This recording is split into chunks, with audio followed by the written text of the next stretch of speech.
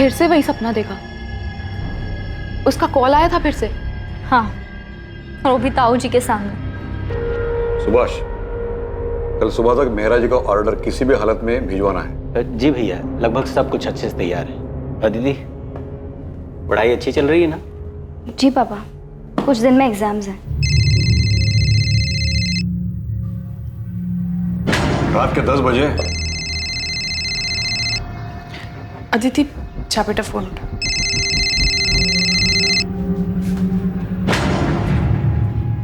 Hello hello. नहीं नहीं नहीं, कुछ नहीं चाहिए हमें। मैंने कितनी बार बोला है, और आप प्लीज इतनी रात को कॉल मत कीजिए। अदिति, 1 महीना हो गया है अब। हर बार नए नए लैंडलाइन नंबर से कॉल्स आ रही हैं। और कितने नंबर ब्लॉक करेगी यार तू? लेकिन सिया। लेकिन क्या अदिति, शक्ल देख अपनी, हवाइयाँ उड़ी हुई हैं, रात को चैन से सो तक नहीं पाती है। ऐसा कब तक चलेगा यार? किसी और से नहीं तो एटलीस्ट अपने पापा से तो शेयर कर। हाँ बिल्कुल, ताकि वो सीधा जाकर ताऊ जी को बता दे, और फिर मेरी पढ़ाई, कॉलेज सब बंद। तो ताई जी को ही बता देना। नहीं बता सकती यार सिया। ताई जी और पापा को कोई बात पता हो और वो ताऊ जी को जाकर ना बताएं, ऐसा हो ही नहीं सकता। घर पे एक सामान यहाँ से वहाँ नहीं होता उनकी मर्जी के बिना। तो समझ नहीं रही यार, ये कमीना कॉलर हो कौन सकता है? मैं बता रही हूँ अदिति, ये कॉलेज का ही कोई लड़का है। सॉरी। क्या यार प्रतीक, 4 आंखें दी उसके बाद भी देख के नहीं चल सकता? I am sorry Aditi. Siya, it's okay Prateek, चुप कर सिया। क्यों डांट रही थी बेचारे को? शेक्सपियर ने कहा है, we know what we are and know not what we may be. मतलब हम खुद को जानते तो हैं मगर पहचानते नहीं। वक्त और हालात उसे उसकी पहचान देते हैं, क्योंकि हालात की आंधी इंसान के इस बनावटी मुखौटे को उठा देती और उसे खुद से रूबरू कराती। अरे क्लास का समय हो गया, बाकी का ड्रामा क्लास में। चलें? अदिति, तुमने अभी तक अपना असाइनमेंट सबमिट नहीं किया? सर वो तुमने आज तक कभी लेट सबमिशन नहीं किया और इस बार तुम 4 दिन लेट हो। क्या हुआ, कोई प्रॉब्लम है? हाँ सर, एक्चुअली प्रॉब्लम तो है। नहीं नहीं सर, कोई प्रॉब्लम नहीं है। मैं 2 दिन में अपना असाइनमेंट सबमिट कर दूंगी। आर यू श्योर कोई प्रॉब्लम नहीं है? नहीं सर, कोई प्रॉब्लम नहीं है। Sorry for the delay. Okay.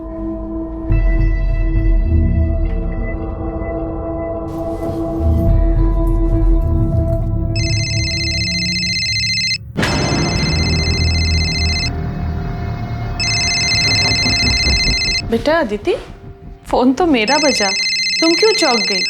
लाओ दो फोन। हेलो, हाँ पार्सल भिजवा दीजिए। हाँ हाँ ठीक है, चलेगा। बेटा अदिति, तो ठीक है ना? हाँ ताई जी, मुझे क्या होना था? तेरे ताऊजी और मैंने तेरी माँ से प्रॉमिस किया था, उन्हें वचन दिया था कि हम तेरा ख्याल रखेंगे। मैं तेरे साथ हमेशा हूँ। बस 3 साल पहले इस घर में जो गलती हुई थी वो तुम मत दोहराना। नहीं ताई जी, मैं ऐसा कुछ नहीं करूँगी।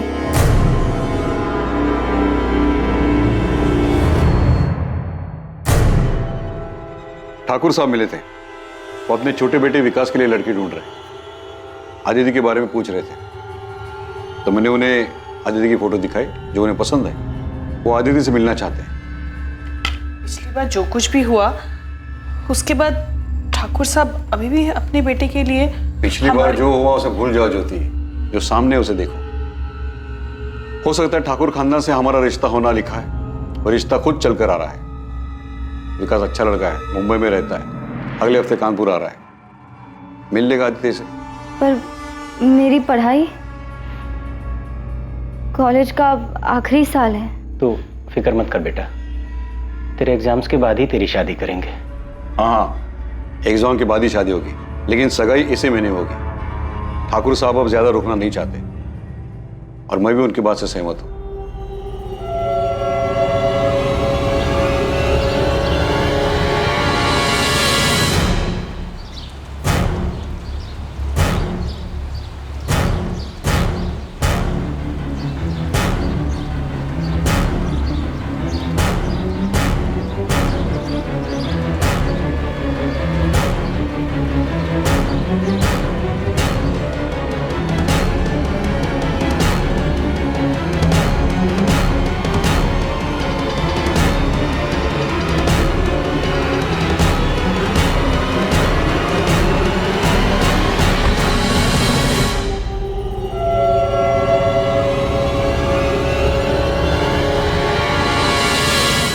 तू जानती तो है ताऊ जी के साथ कोई बहस नहीं कर सकता। उन्होंने कहा है तो शादी होकर रहेगी। मैं तुम्हारी जगह होती तो भाग जाती। ये सब कहना आसान है, और वैसे भी किस्मत में जो लिखा है वो उससे कौन भाग सकता है। प्रतीक, यहाँ क्या कर रहे हो? सर वो नोटिस, ये नोटिस 1 महीना पुराना है, आप पढ़ रहे हो उसे? तो वो मैंने देखा नहीं था। चलता हूँ सर मैं।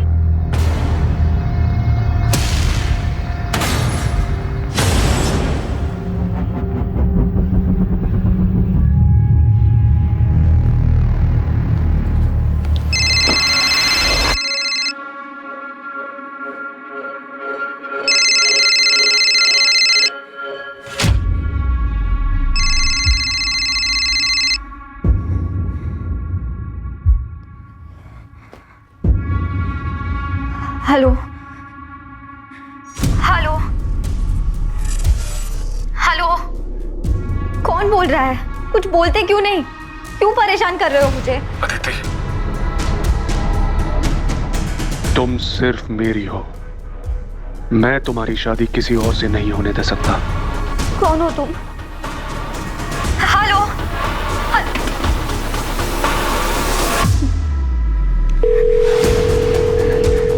हेलो, हाँ अभी फिर से फोन आया था। इस बार धमकी दे रहा था कि किसी और से शादी नहीं करने देगा। अब बहुत हो गया, इस बार कुछ ना कुछ तो करना ही पड़ेगा। मैं बाद में बात करती हूँ, बाय।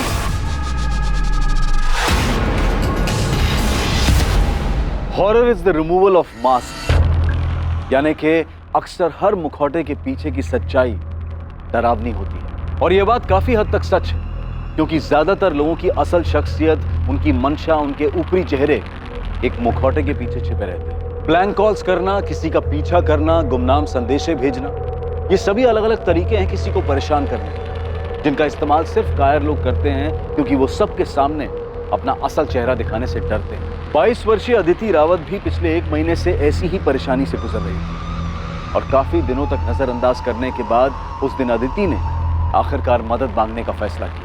क्या समय रहते अदिति को मदद मिल पाएगी, या फिर उसने मदद मांगने में बहुत देर कर दी?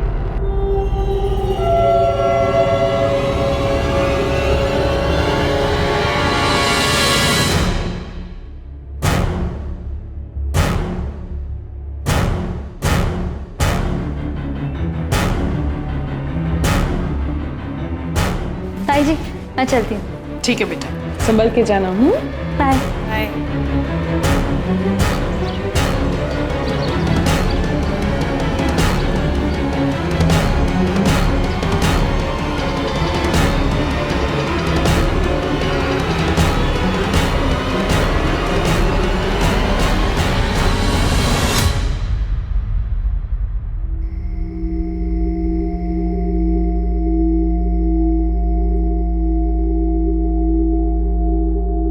कॉलेज तो 5 बजे ही बंद हो गया था। पूरी कॉलोनी में देख के आ गया। पता नहीं ये अदिति कहाँ चली गई। भाभी, वो अदिति की सहेली है ना, सिया, उसका नंबर है क्या आपके पास? नहीं, मेरे पास तो नहीं है उसका नंबर। अरे वो कोई बच्ची नहीं है जो राह चलते खो जाए। शायद हमने उसे ज्यादा आजादी देकर कुछ गलती की है। ये आप कैसी बातें कर रहे हैं? मैं अदिति को अच्छे से जानती हूँ, वो ऐसा कुछ भी नहीं करेगी। 3 साल पहले भी हम सब लोग यही कह रहे थे। आप कहाँ की बात कहाँ लेके जा रहे हैं? हमारी बच्ची गायब है, उसे ढूंढने के बजाय आप पुरानी बातें लेके बैठ गए। मुझे लगता है हमें पुलिस के पास जाना चाहिए। सुभाष, इतनी जल्दी में फैसला लेना ठीक नहीं है। सुबह तक रुकते, पुलिस के पास जाएंगे तो बात बढ़ेगी। पर भैया, सुबह तक हम पता नहीं सर अदिति कहाँ है, और उसका फोन भी ऑफ जा रहा है। अगर तुम्हें मिले तो बोलना मैंने बुलाया है। उसने अभी भी अपना असाइनमेंट सबमिट नहीं किया है। किसी के साथ किसी तरह के झगड़े का सवाल ही नहीं है। हम तो गारमेंट मैन्युफैक्चरर है, सीधा साधा कारोबार है। आप लोगों के पास अदिति के किसी दोस्त का नंबर कैसे नहीं? कभी जरूरत ही नहीं पड़ी सर। दरअसल मेरी बेटी बहुत सीधी सादी है, उसके कोई खास दोस्त भी नहीं है। बस पढ़ाई करती रहती है, घर से कॉलेज, कॉलेज से घर, इसके अलावा कहीं आना जाना नहीं होता। पर इस बार कहीं तो गई है वो।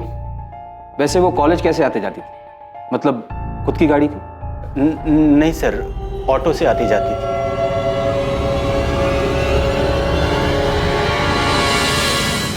हम अदिति की फोटो आसपास के थानों में भेज रहे हैं। उसके कॉल रिकॉर्ड्स भी मंगवाए, जिससे पता चल जाएगा कि उसने लास्ट बात किससे की। कल 3 सितंबर को अदिति कॉलेज ही नहीं आई थी? जी नहीं, पिछले कुछ दिनों से ना वो थोड़ी सी परेशान लग रही थी।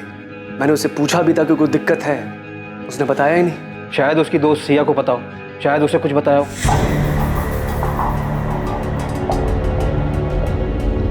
सिया, अदिति कल से मिसिंग है।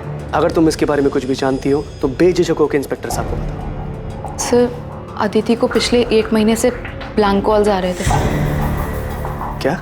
हाँ सर, और उसने इस बारे में अपने घर पे किसी को कुछ भी नहीं बताया था, क्योंकि उसके घर वाले बहुत पुराने ख्यालात के हैं। पर सिया, जब मैंने तुम लोगों से पूछा था कि ऐसी कोई दिक्कत है तो कम से कम मुझे तो बताना चाहिए था ना। सिया, कोई अंदाजा ऐसा कौन कर सकता है? कॉलेज का कोई हो सकता है? हाँ सर, मुझे भी ऐसा ही लगता है। इनफैक्ट मैंने अदिति को कई बार बोला था कि कोई कॉलेज का ही होगा। तुम उसकी दोस्त हो, हमेशा उसके साथ रहती हो। कुछ तो नोटिस किया होगा तुमने कि अदिति को कोई लड़का लाइक करता हो, उसके आसपास घूमता हो। नहीं सर, अदिति ज़्यादा लड़कों से बातचीत नहीं करती थी। इनफैक्ट वो किसी से भी ज़्यादा बातचीत नहीं करती थी। विनीत जी, मुझे क्लास के सारे स्टूडेंट से बात करनी होगी, शायद उन्होंने कुछ देखा हो, और क्लास के सारे स्टूडेंट की नेम लिस्ट चाहिए होगी मुझे। जी। सिया, अदिति कॉलेज कैसे आती जाती थी? ऑटो में? वैसे तो ज़्यादातर लोग ऑटो से ही आते जाते हैं, लेकिन मैंने अदिति को कई बार प्राइवेट टैक्सी करते हुए देखा है।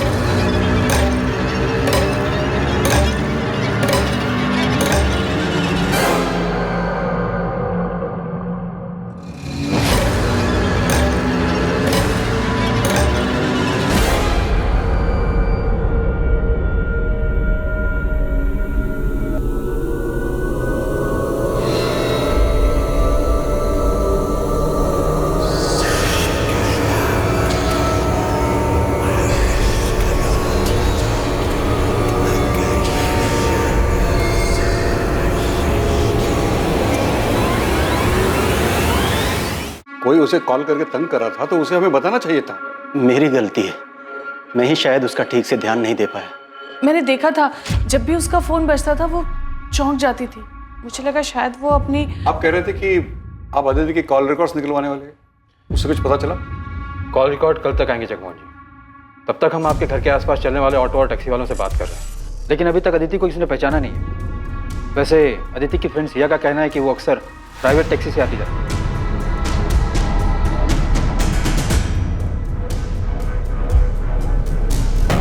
अब वो टैक्सी से जाए ऑटो से क्या फर्क पड़ता है? फर्क पड़ता है, और इस बात से भी फर्क पड़ता है कि आप लोगों को उसके दोस्तों के बारे में कुछ पता नहीं, और ये भी नहीं पता कि वो कॉलेज कैसे आती जाती है।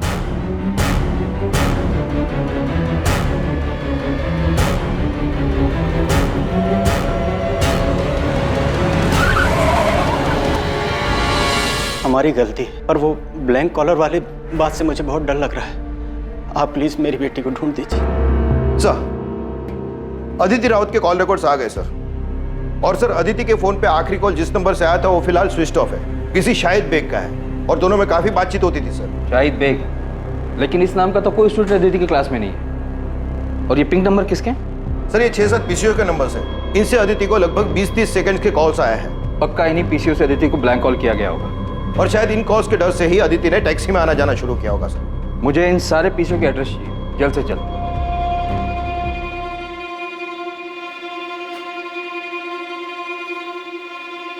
सुभाष, मैं जानता हूं तुम पर क्या बीत रही है। मेरा रवैया सख्त है, इसका यह मतलब नहीं कि अदिति की मुझे परवाह नहीं है, और मेरी भी तो बच्ची है। गलती मेरी है भैया, मैं उसे समझ नहीं पाया। उसकी माँ की मौत के बाद मुझे उसका ज्यादा ख्याल रखना चाहिए, उसे बोलने तक का मौका नहीं दे।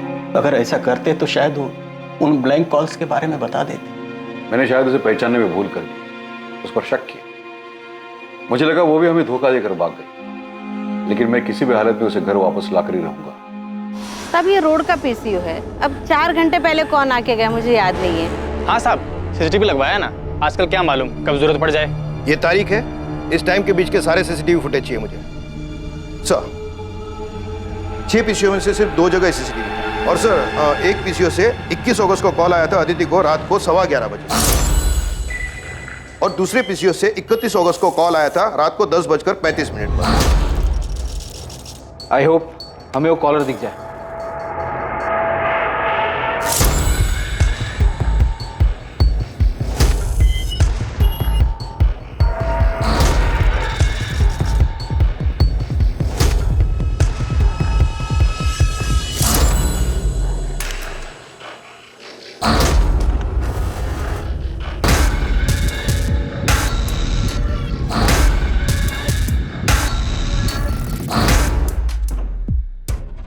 पूरे फुटेज में शक्ल तो नजर ही नहीं आ रही, सिर्फ पीठ नजर आ रहा है। काफी शातिर मालूम पड़ता है। कैप पहन कर आया था। जी सर। हाँ सर, मैं अभी आती हूँ। ध्यान से देखना सिया, चेहरा नहीं दिख रहा है, पर शायद बॉडी लैंग्वेज से तुम पहचान जाओ।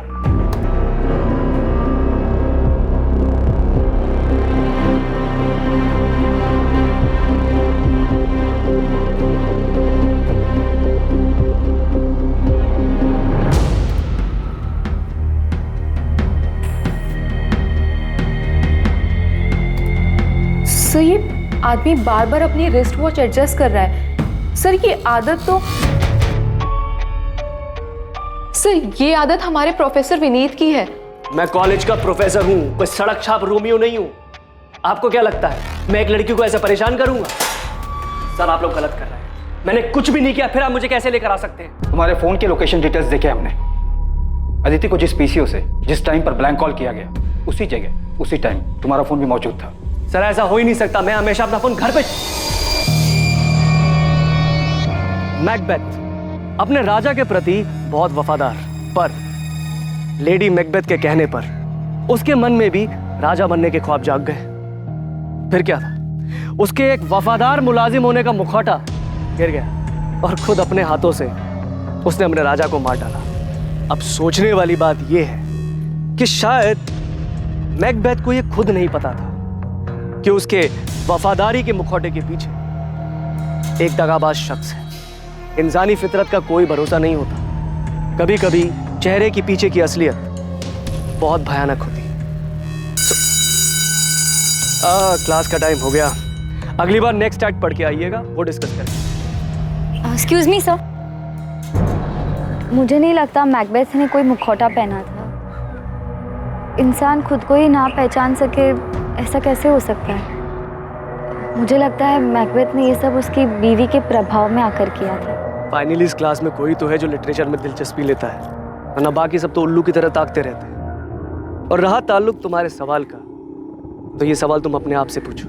पिछले 1 साल में पहली बार तुमने मुझसे आके कोई सवाल किया है? क्या तुमने कभी ये सोचा था कि तुम सामने से आकर मुझसे शेक्सपियर डिस्कस करोगी? शायद ऐसी भी कोई अदिति है जिसे हम क्या तुम खुद नहीं जानती। वो बहुत शांत स्वभाव की थी, बाकियों से बिल्कुल अलग। मैं उसे करीब से पढ़ना चाहता था, जानना चाहता था। उसकी सादगी मुझे भाने लगी थी। वही मीठी आवाज़ सुनने के लिए मैं उसे ब्लैंक कॉल्स किया करता था, मगर कभी हिम्मत नहीं हुई उसे बताने की। फिर इस बीच मुझे पता चला कि उसकी शादी की बात चल रही है। अदिति अभी सिर्फ तू 22 साल की है, इतनी जल्दी शादी कौन करता है? और तूने कुछ बोला नहीं? तू जानती तो है, ताऊ जी से कोई बहस नहीं कर सकता। उन्होंने कहा है तो शादी होकर है। ये सुनकर मुझे बहुत गुस्सा आया। वो ऐसे कैसे किसी और के साथ शादी कर सकती थी? इसलिए उस दिन मैंने उसे कॉल करके पहली बार बात की। अदिति, तुम सिर्फ मेरी हो, मैं तुम्हारी शादी किसी और से नहीं होने दे सकता। तेरी लव स्टोरी में कोई इंटरेस्ट नहीं मुझे। ये बता अदिति कहाँ है, क्या किया तूने उसके साथ? सर मैंने उसके साथ में कुछ नहीं किया है। चुपचाप सच बता दे। अब लेक्चर खत्म, प्रैक्टिकल शुरू होगा जिसमें सिर्फ सच बाहर आएगा। शंभू। जी सर। शुरू हो जा। किसी पे भरोसा ही नहीं कर सकते यार। I mean, प्रोफेसर विनीत जैसे पढ़े लिखे लोग ऐसी हरकत कर सकते हैं? हाँ, कौन असल में क्या है ये तो कोई नहीं बता सकता। बेचारी अदिति, एक तो पहले ही उसके घर में इतनी ज्यादा प्रॉब्लम थी और अब ये ब्लैंक कॉल्स का चक्कर आके उसके सर पड़ गया। तुझे अंदाजा भी नहीं होगा यार कि उसके घर वाले हर बात को लेके कितनी रोक टोक करते थे। मैंने क्या किया पापा? जीन्स पहनने में क्या गलत है? बाकी लड़कियां भी तो पहनती हैं। दुनिया अगर गलत करे तो इसका मतलब ये नहीं है कि उनकी देखा देखी हम भी गलत करें। तो जानती है ना ताऊ जी को, उन्हें ये सब पसंद नहीं है। और आपको पापा?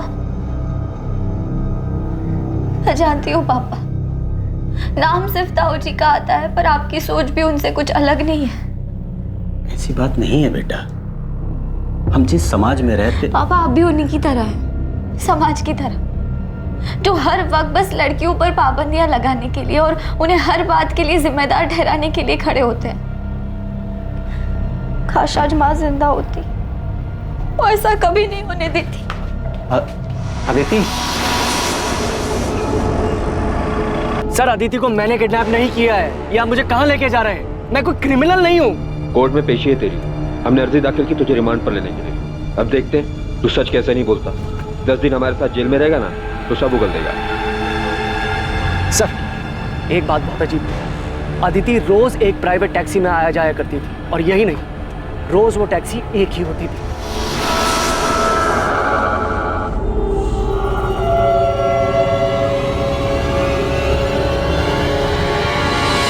प्राइवेट टैक्सी, मालिक सबका एक है। देख प्रोफेसर, तू बच्चों को भले ही कुछ भी पढ़ाता हो, या हमें पढ़ाने की कोशिश मत करना। सर मैं सच बोल रहा हूँ। अक्सर कॉलेज खत्म होने के टाइम पर मैं गेट पे खड़ा रहता था अदिति को जाते हुए देखने के लिए। तब मैंने कई बार देखा वो व्हाइट कलर की प्राइवेट टैक्सी में ही जाया करती थी। शायद मेरा ध्यान हमेशा अदिति पर था, इसलिए इस बात पर कभी ध्यान नहीं गया। काफी झूठ बोल रहा है प्रोफेसर, कहानियां सुनाने में माहिर है सर। एक लीड मिली है, चेक तो करना पड़ेगा। 4 दिन हो गए, अभी तक अदिति अपने घर वापस नहीं लौटी है। और वैसे भी प्रोफेसर विनीत के कॉल रिकॉर्ड साफ है। तुम खबरी आसिफ से बात करो, बोलो कि एक व्हाइट कलर की प्राइवेट टैक्सी है जिस पर मालिक सबका एक है लिखा हुआ, उसके बारे में पता करें। जी सर। आसिफ को बोलना कि कॉलेज के आसपास पता करें, टैक्सी रोज वहीं जाती थी।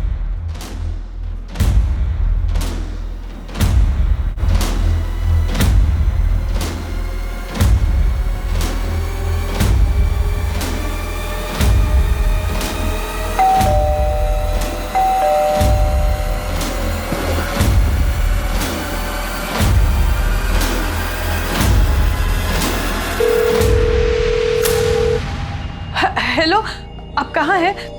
तुरंत घर आ जाइए। अरे लेकिन हुआ क्या है? जिसका डर था वही हुआ। हाँ, आप सवाल मत पूछिए, बस जल्दी घर आ जाइए। देखो मैं रास्ते में हूँ, गाड़ी में। तुम साफ साफ बोलो क्या हुआ है।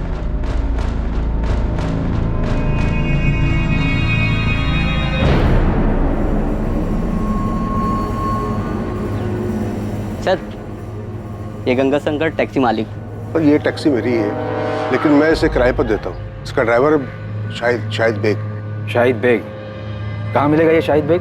अब ये तो पता नहीं, 3 सितंबर को आया था यहाँ, टैक्सी की चाबी वापस कर रहे हैं हमेशा के लिए। सेठ जी आपकी चाबी। ऐसे अचानक क्या हुआ? कोई दिक्कत है? नहीं सेठ जी, बस अब कुछ और करना चाहता हूँ, यहाँ से दूर। दूर मतलब अपने गाँव जा रहे हो? नहीं, मुंबई। ये बोलकर वो चला गया और उसके बाद मेरी उससे कोई बातचीत नहीं हुई सर। शाहिद का कोई एड्रेस है आपके पास? शायद वहाँ से कुछ पता चले। हाँ, शाहिद जिस बस्ती में रहता है वहाँ का एड्रेस है मेरे पास। सर अदिति के फोन पे आखिरी कॉल किसी शाहिद बेग का ही था। ये वही होगा, नंबर क्रॉस चेक करो। अदिति और शाहिद में देर रात तक लंबी बातें होती थी, पर यह समझ में नहीं आ रहा है कि अदिति एक टैक्सी ड्राइवर से इतनी क्यों बात करेगी। साहब ये रहा शाहिद का पता हुआ, उसका फोन नंबर।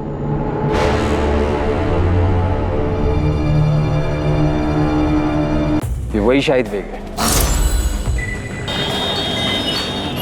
सर ये बालक यहीं शाहिद रहता था। 2 साल पहले उसने ये घर मुझसे किराए पे लिया था। आइए सर।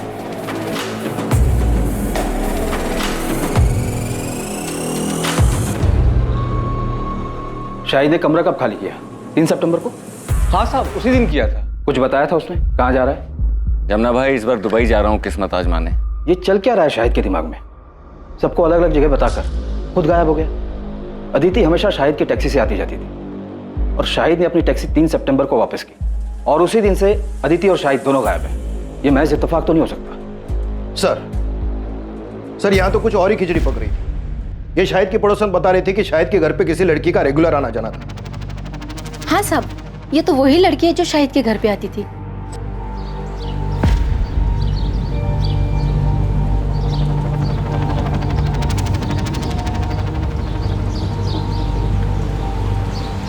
सब ये लड़की का और शाहिद का चक्कर चल रहा था।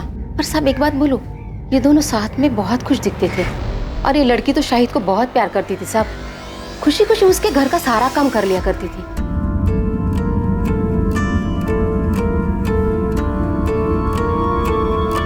क्या कर रहे हो? कोई देख लेगा तो? तो देखने दो। तुम यहाँ क्या कर रहे हो? बुखार है ना, आराम करना चाहिए। चलो अंदर चलो।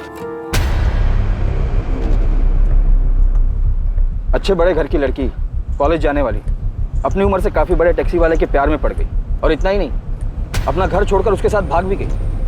कुछ ज्यादा फिल्मी नहीं हो गया ये? नई पीढ़ी है सर, फिल्मों से सीखते हैं इन लोग। और फिर इस अदिति के घर वाले तो काफी पुराने ख्यालात के हैं। शाहिद के कॉल रिकॉर्ड्स निकलवाओ, और ये सच भी हमें रावत फैमिली को बताना ही होगा।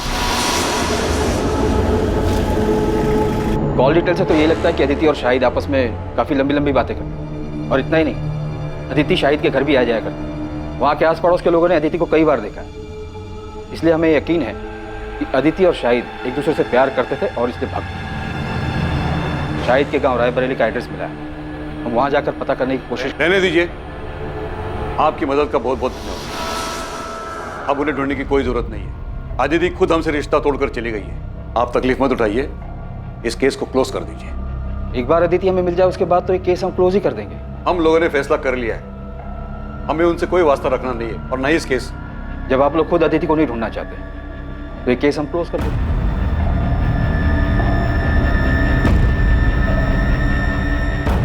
अदिति का मिसिंग केस अचानक ही एक अनदेखे मोड़ पर आकर थम गया। अदिति ने अपने घर वालों को छोड़ने का फैसला लिया और बदले में उसके परिवार वालों ने अदिति के लिए भी वही फैसला लिया, अदिति को छोड़ने। लेकिन सच इतना सरल नहीं था और कुछ ही दिनों बाद सामने आने वाली एक दुर्घटना का कोई भी अंदाजा नहीं लगा सकता था।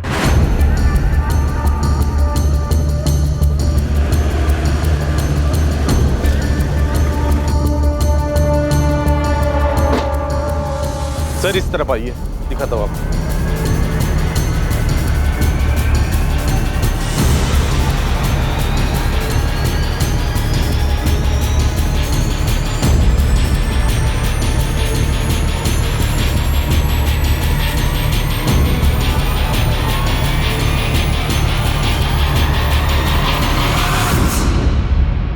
सर, विक्टिम का गला घोटा गया है, कपड़े भी फटे हुए हैं, शायद रेप किया गया है और लाश को उस बोरी में लाया गया है। लड़की गांव की रहने वाली नहीं लगती है। मैंने आसपास के लोगों से पूछा, इसकी फोटो भी दिखाई, लेकिन कोई पहचान नहीं पाया। डेड बॉडी को पोस्टमार्टम के लिए तो भेजिए दो, इसकी फोटो भी आसपास के थानों में भेज दो, शायद वहां से आइडेंटिफाई हो जाए।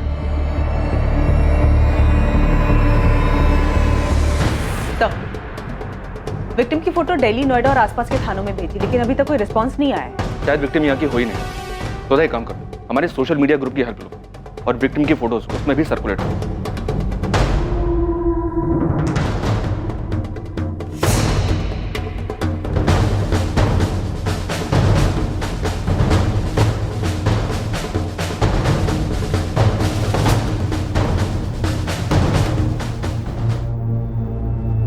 सोनाली, अरे कहाँ हो भाई? लेट हो रहा है यार, मुझे जल्दी लाओ।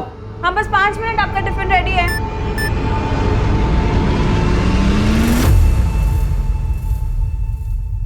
ए सोनाली, मेरा टिफिन रेडी हुआ कि नहीं? क्या हुआ?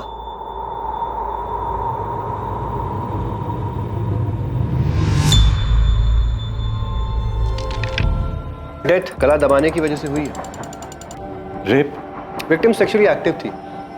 अंदरूनी जांच के बाद ऐसा लगता है कि रेप नहीं हुआ है, लेकिन हाँ, हाथ में और पीठ पे जिस तरीके के खरोच के निशान हैं, उससे लगता है शायद जबरदस्ती करने की कोशिश जरूर की गई थी। और जब कोशिश में वो कामयाब नहीं हो पाया तो गुस्से में आकर उसने इसे मार डाला। डॉक्टर, इसका मर्डर कब हुआ होगा? लगभग 24-25 घंटे पहले। 24-25 घंटे पहले, मतलब 11 सितंबर की रात को।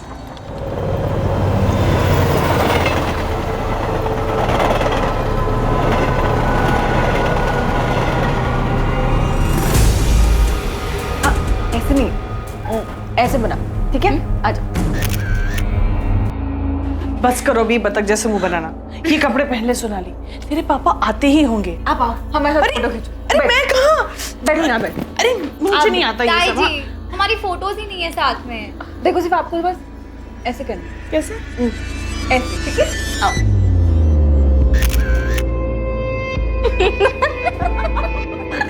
बहुत शैतान हो गया तुम। अगली बार ना अब ताई जी के लिए भी ऐसी ड्रेस लेके आना। चुप बेशरम। आओ, एक और फोटो।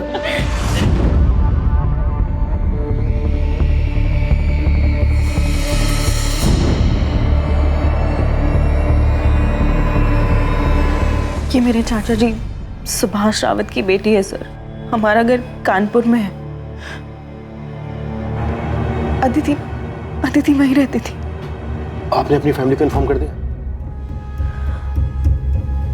नहीं सर, हिम्मत नहीं उन्हें फोन करने की। पिछले 3 सालों से कोई बातचीत नहीं है हम लोगों के बीच में, क्योंकि मैंने भागकर भानु से शादी की थी। वो आखिरी बार था। जब मैंने उसे देखा था। आप हमें अपना कानपुर का एड्रेस दे दीजिए और अपने घर वालों के फ़ोन नंबर्स, हम इन्फॉर्म कर देंगे।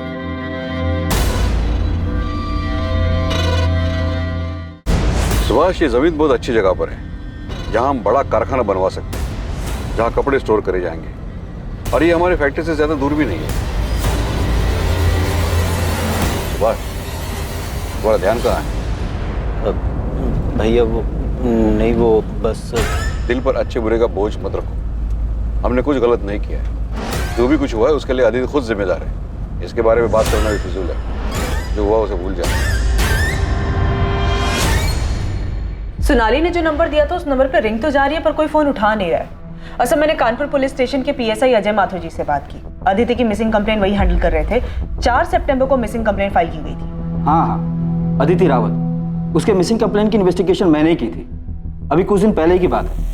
हाँ, एक टैक्सी ड्राइवर था शाहिद बेग नाम का, अफेयर था दोनों का, उसी के साथ चली गई। हम उन दोनों को ढूंढने में आगे बढ़ ही रहे थे कि अदिति की फैमिली ने केस क्लोज करने के लिए बोल दिया। सुधा, तुम तुरंत कानपुर के लिए निकलो और अदिति की फैमिली से मिलो। तब तक हम यहाँ सोनाली से बात करके देखते हैं, शायद उसे शाहिद के बारे में कुछ पता हो। Okay sir. सर, ये अदिति और शाहिद की जोड़ी थोड़ी अजीब नहीं है? अदिति एक अमीर लड़की है, शाहिद एक टैक्सी ड्राइवर। सोचने वाली बात यह है कि इन दोनों का मेल हुआ कैसे? आखिर अदिति को शाहिद से प्यार कैसे हुआ? उन दोनों में आखिर क्या मेल हो सकता है? इंसान के मन मंशा की कोई वजह नहीं होती। इस प्रेम कहानी में भी कुछ ऐसा ही हुआ।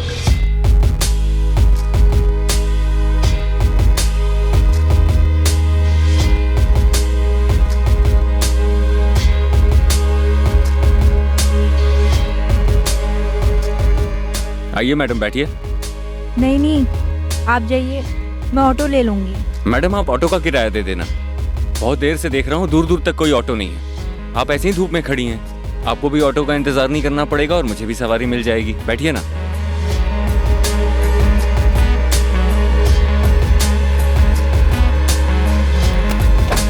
ये उनकी पहली मुलाकात थी। मतलब तुम अदिति के रेगुलर टच में थी? हाँ सर, अभी इसी साल हमारी बातचीत शुरू हुई थी। घर से भागने के बाद बड़ी हिम्मत करके मैंने उसे फ़ोन किया था। उसने घर पे किसी से नहीं बताया था कि हम लोगों के बीच में बात होती, क्योंकि मेरे पापा यानी अदिति के ताऊजी बहुत ज़्यादा स्ट्रिक्ट हैं सर, और कोई उनकी मर्जी के खिलाफ जाए ये उनको बिल्कुल पसंद नहीं था। सोनाली, तुमने लव मैरिज की थी, कोई गुनाह नहीं किया था। लेकिन सर, मेरी पापा की नज़रों में ये किसी गुनाह से कम नहीं है। अदिति एक पढ़े लिखे रईस परिवार से थी। ये समझ में नहीं आ रहा है कि वो एक टैक्सी वाले के प्यार में कैसे आ गई। सर, ये बात मुझे भी बहुत अजीब लगी थी। मैंने पूछा भी था उससे सर। दीदी, शाहिद भी अक्सर यही कहता है कि रूप की रानी सड़कों के राजा की लव स्टोरी है हमारी। मुझे यकीन है कि हमारा मिलना लिखा था। और रही बात मजहब जात पात के भेद की, तो मैं ऐसी ओछी बातों में विश्वास नहीं रखती। मैं जात पात की बात नहीं कर रही हूँ अदिति, मैं लोगों के पढ़े लिखे होने के नज़रिए, उनके इंटेलेक्चुअल लेवल की बात कर रही हूँ। तूने कहा था ना कि वो सिर्फ 5वीं क्लास तक पढ़ा है, तो उसे तो तेरी बात भी समझ नहीं आती होगी। तुम लोग बात क्या करते हो आपस में? बातें करने के लिए इंटेलेक्चुअल लेवल की नहीं, बस इंसान में थोड़ी सी दिलचस्पी दिखाना ही काफी होता है।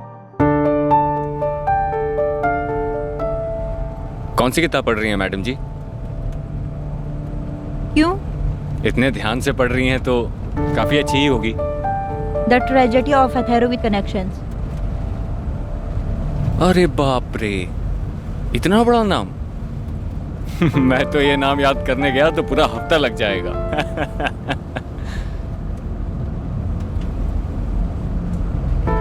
मुझे भी किताबें पढ़ने का शौक था बचपन में, लेकिन वो अरमान कभी हकीकत नहीं बन पाया। क्यों?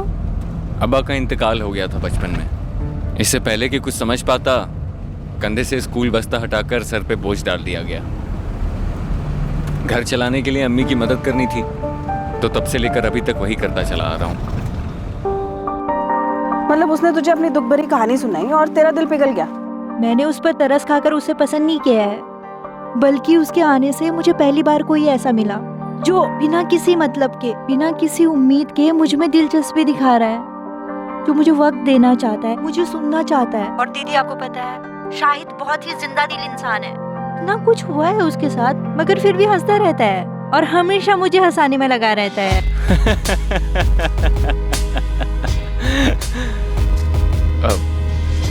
सॉरी मैडम, वो एक बात याद आ गई।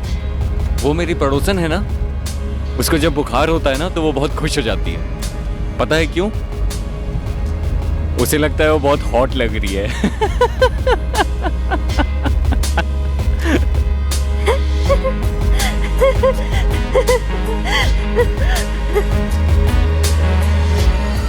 टैक्सी में आते जाते दोनों के बीच प्यार हो गया और बात यहाँ तक आगे बढ़ गई कि दोनों ने भागकर शादी कर ली। सर यही बात मुझे भी परेशान कर रही थी और मुझे नहीं लगा था वो घर से भागकर शाहिद से शादी कर लेगी। क्यों? ऐसा क्या हुआ?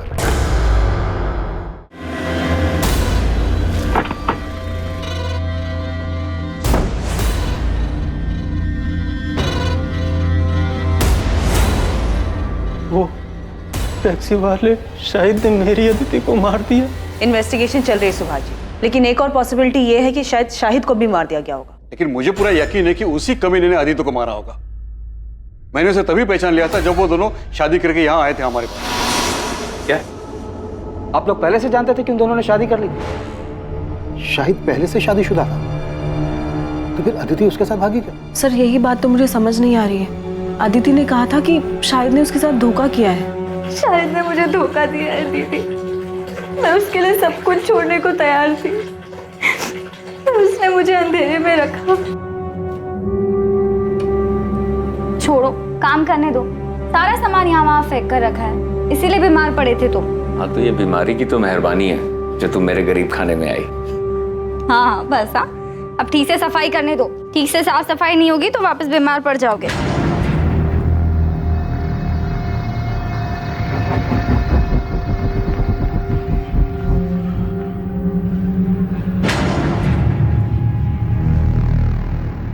अदिति मेरी बात सुनो, जो तुम सोच रही हो ना वैसा बिल्कुल नहीं है। मुझे कुछ नहीं सुनना। मैंने पहली बार किसी पर भरोसा किया, दिल से सच्चा प्यार किया, और तुमने बदले में मुझे क्या दिया? तुमने मेरा भरोसा तोड़ दिया। अदिति सुनो मेरी बात सुनो। अदिति अदिति पिछले 1 महीने से मेरी अदिति से बात नहीं हो पाई थी सर, इसीलिए इस सब के बाद उन दोनों के बीच क्या हुआ मुझे नहीं पता सर। पर अदिति की बातों से ये जरूर लगता था कि वो शाहिद से बहुत ज्यादा प्यार करती है। कौन सा प्यार? साफ साफ दिख रहा है कि उसने अपनी चिकनी चुपड़ी बातों में अदिति को फंसाया और भगाकर शादी करके ले आया हमारे पास। उसने सोचा कि शादी करेंगे तो हम कुछ बोलेंगे नहीं और वो घर जमाई बन के बैठेगा। कब आए थे यहाँ मिलने के लिए? गायब होने के 5 दिन पहले। मतलब 8 सितंबर को? जी, अदिति आशीर्वाद लेने आई थी शाहिद के साथ। मेरी तो कुछ समझ में नहीं आया, इसलिए मैंने तुरंत इन्हें फोन किया। देखो मैं रास्ते में हूँ, गाड़ी में। तुम साफ साफ बोलो क्या हुआ है? अदिति आई है शादी करके। मुझे तो कुछ समझ ही नहीं आ रहा था कि मैं क्या करूं। अदिति, ये सब क्या नाटक है? क्या चल रहा है? ये कौन है लड़का? जी मैं शाहिद बेग, टैक्सी चलाता हूँ। हम दोनों एक दूसरे से बहुत प्यार करते हैं और नई जिंदगी शुरू करने से पहले आप लोगों का आशीर्वाद चाहते हैं। मैं आपसे वादा करता हूँ कि मैं आपकी बेटी को बहुत खुश रखूंगा। पापा प्लीज एक बार मेरा साथ दे दीजिए पापा। सच में शाहिद से बहुत प्यार करती हूँ। इतना बड़ा कदम उठाने से पहले कम से कम एक बार तो बता देती। तेरे ताऊ जी को पता चला ना तो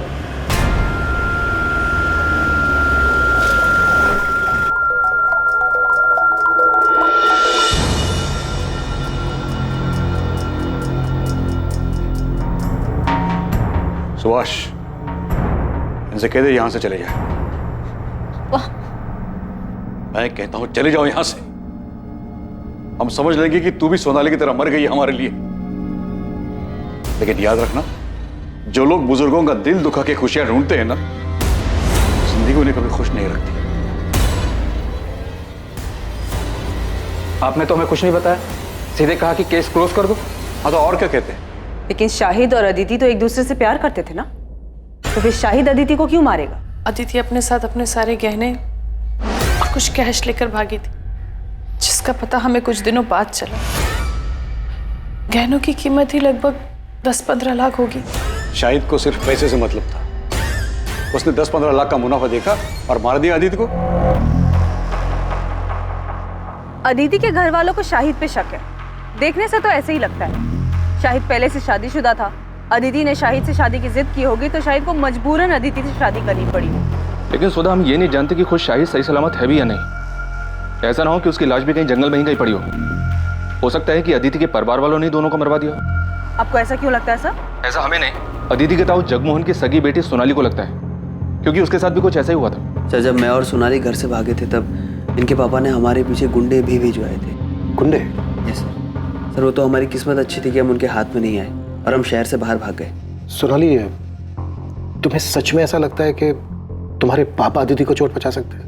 यकीन से तो नहीं कह सकती हूँ, लेकिन कल को अगर ऐसी कोई बात सामने आती है तो मुझे हैरानी नहीं होगी सर। और इतना बता सकती हूँ सर कि खानदान की इज्जत और खानदान के बच्चों के बीच अगर किसी दिन किसी मोड़ पे मेरे पापा को किसी एक चीज़ को चुनना होगा तो वो आग बंद करके खानदान की इज्जत को ही चुनेंगे सर।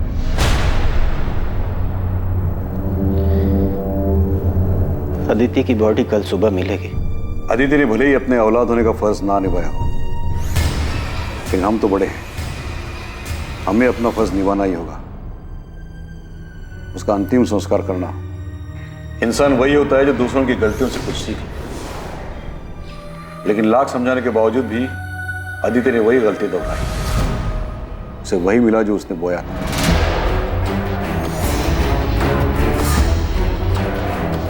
अब आप उसे क्यों कोस रहे हैं?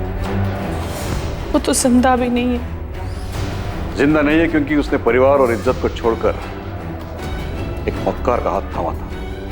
शरीर की गलती थी, उसको सजा मिल गई, लेकिन आत्मा को मुक्ति मिलना बहुत जरूरी है। इसलिए उसका दाह संस्कार करके हमें अपना फर्ज निभाना है।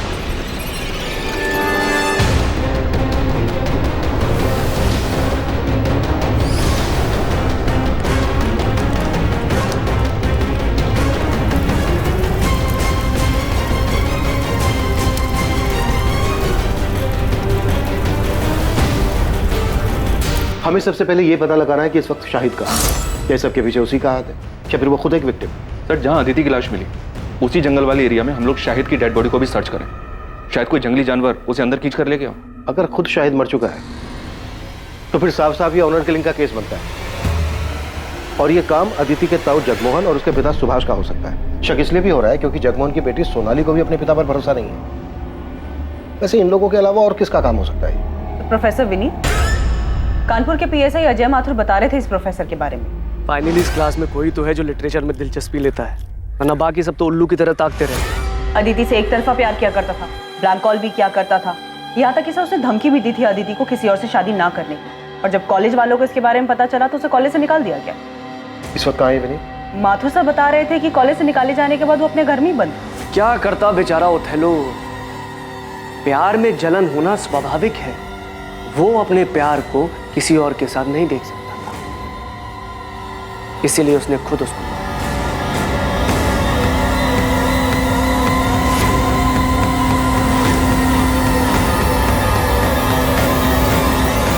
अदिति अपने इर्द गिर्द बंधी बेड़ियों को तोड़कर खुली हवा में सांस लेना चाहती थी। वो अपने मन मुताबिक अपने प्यार के साथ जिंदगी जीना चाहती थी, लेकिन किसी ने उसके सपने के साथ साथ उसे भी मार दिया था। प्यार के नाम पर अदिति की बलि चढ़ाई गई थी। अपनेपन का मुखौटा पहनकर किसी ने उसके साथ विश्वासघात किया था, धोखा किया था। लेकिन इस धोखे के पीछे आखिर था कौन? उसका अपना पति शाहिद, जिसके लिए उसने सब कुछ छोड़ दिया था, या फिर उसके अपने पिता और उसके ताऊ जी जिन्होंने उसे बचपन से बड़ा किया था, या फिर यह काम किसी और का था? कोई ऐसा जिसने अपनेपन और दोस्ती का मुखौटा पहनकर यह खेल इतनी अच्छी तरह से खेला कि अदिति को भी उसके भयानक इरादों की भनक तक नहीं लगी। इन सारे सवालों के जवाब लेकर हम हाजिर होंगे कल रात 10:30 बजे इस केस के दूसरे और आखिरी भाग में। जय हिंद।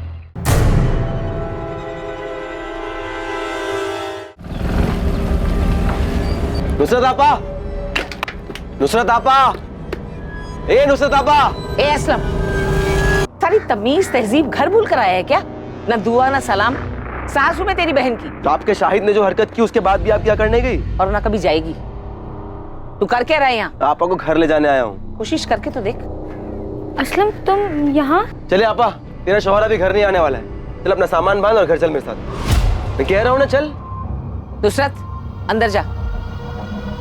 ए आपा। असलम, एक बात कान खोल के सुन ले। ये घर नुसरत का है और वो यहाँ से कहीं नहीं जाएगी। और दोबारा मेरे घर के दरवाजे पे आकर इस तरह चिल्लाया ना तो समझ लेना ये सरोटा सिर्फ सुपारी नहीं, जबान भी काट सकता है।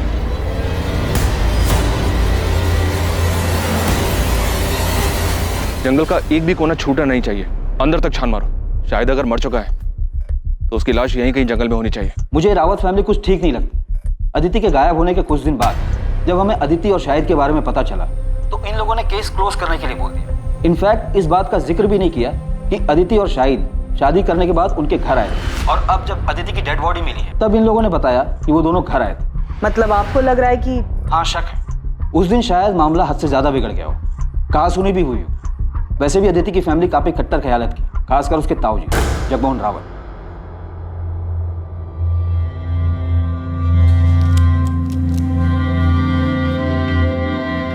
मैं जरा बाहर से होके आता, कुछ काम है। तुम सुभाष को देखते रहे, अब भी दिल पर बोझ लेकर बैठे।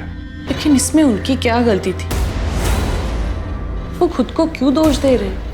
ज्योति, रिश्ते का गला घोटना इतना आसान नहीं है, फिर चाहे तुम्हारे पीठ में कोई चुराई क्यों ना घोंपते। सर, माथुर सर ने शाहिद के रायबरेली वाले घर का एड्रेस भेजा है। उदित, तुम तुरंत रायबरेली के लिए निकलो। और अगर ये सारा काम शाहिद का क्या कराया है और वो रायबरेली में कहीं छुपा हुआ है तो पहले से ही चौकन्ना होगा।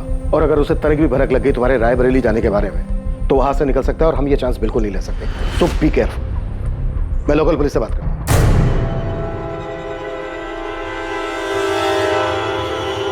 अम्मी, आप मानिए या ना मानिए, लेकिन सच यही है कि आपकी जिद की वजह से मैंने नुसरत से निकाह किया। हमारे बीच में प्यार जैसा कुछ था ही नहीं, तो ऐसे निकाह का क्या फायदा जहां दो इंसान खुशी ना हो। बस, नुसरत के खिलाफ मैं कुछ नहीं सुनूंगी। अम्मी, मैं चुप कर, बेहया कहीं की, कैसी बेशर्म लड़की है। अरे शादी का इतना ही शौक था तो जाके अपने माँ बाप से बोलती ना। जवान है, सुंदर है, और कौन सी तेरी उम्र निकली जा रही है जो तूने मेरे शादीशुदा बेटे को फंसा लिया। अम्मी, ये लड़की अपने घर के ऐशो आराम को छोड़कर मेरे साथ आई क्योंकि मुझसे सच्चा प्यार करती है ये, और मेरे लिए बहुत मायने रखता है। और शायद मैं आपके लिए कोई मायने नहीं रखती। बस नुसरत, इस बेगैरत के लिए आंसू बहाने की कोई जरूरत नहीं है। शाहिद, आज तुझे फैसला करना होगा। या तो इस लड़की को छोड़कर तू इस घर में हमेशा के लिए वापस आ जा, या इस घर को छोड़ दिया। अम्मी, चल, आपकी जबरदस्ती की वजह से मैंने नुसरत से निकाह किया। हमारे बीच में प्यार जैसा कुछ था ही नहीं। Welcome to Kanpur sir. Professor Vineet को हमने उठा लिया है। वो यहाँ फिलहाल लॉकअप में बंद है, लेकिन इज्जत और नौकरी जाने के बाद भी इसकी सनक बरकरार है। चलो देखते हैं शेक्सपियर के अलावा और कौन सा ड्रामा रचने की फ्राक में। एक कप और मिलेगी? लंच भी मिलेगा, लेकिन उससे पहले तुम्हें हमारे सवालों के जवाब देने होंगे। वैसे आप कौन हैं? Inspector Abhijeet Sharma, Noida police. अदिति की डेड बॉडी आपको मिली थी? हाँ। क्या लगता है आपको, अदिति को उसी टैक्सी ड्राइवर ने मारा है जिसके साथ वो आती जाती थी? केस को काफी क्लोजली फॉलो कर रहे हो। जिसकी वजह से मेरा सब कुछ खत्म हो गया, उसे एंड तक फॉलो करना तो बनता है ना। वैसे पता है, अब सोचता हूं ना तो महसूस कर पाता हूं कैसा लगा होगा ओथेलो को सब कुछ खोने के बाद। फिर तो तुम्हें यह भी पता होगा ओथेलो का सब कुछ खोने का रीजन वो खुद था। जिद और इनसिक्योरिटी में आकर खुद उसने अपने प्यार को मार डाला था। वाह सर, आपने ओथेलो पढ़ा है? अच्छा ये बताइए, आपका सबसे पसंदीदा कैरेक्टर कौन सा है? अपना ये ड्रामा बंद कर दे प्रोफेसर, ये पुलिस स्टेशन है, कोई स्टेज नहीं। All world is a stage, all men and women are merely players. ये पूरी दुनिया एक रंगमंच है और हम सब इसकी कठपुतली हैं। कोई मरता नहीं, कोई मारता भी नहीं है। बस जब जिसकी जरूरत खत्म हो जाती है उसे इस रंगमंच से अलविदा लेना पड़ता है। अदिति शाहिद से प्यार करती थी, भाग गई थी उसके साथ। ये जानने के बाद अपनी जिंदगी में तुम्हें उसकी जरूरत तो रही नहीं होगी, तो क्या तुमने उन दोनों की जिंदगी को रंगमंच से अलविदा कर दिया?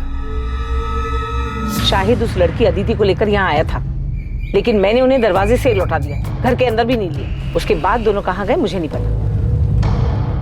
ये कौन है? ये असलम है, नुसरत का भाई। ठीक है, फिर भी हमें आपके घर की तलाशी लेनी होगी। देखिए साहब, शाहिद घर पर नहीं और पूरा गांव जानता है कि रुखसार कभी झूठ नहीं बोलती। उसके बाद भी अगर आपको अंदर जाना है तो वारंट लाइए। देखिए रुखसार जी, मामला बहुत संगीन है। नोएडा के जंगल में अदिति की लाश मिली हमें। सिर्फ अदिति की लाश मिली, शाहिद की नहीं? क्यों, मिलनी चाहिए थी। असलम क्या बकवास कर रहे हो? अरे मैं तो सिर्फ ऐसे ही पूछ रहा हूँ, वो दोनों साथ में गए थे इसलिए। साहब शाहिद कहाँ है? हम वही तो पता लगाने की कोशिश कर रहे हैं। अब या तो शायद अदिति को मार के गायब हुआ है या फिर शायद वो खुद भी जिंदा नहीं है।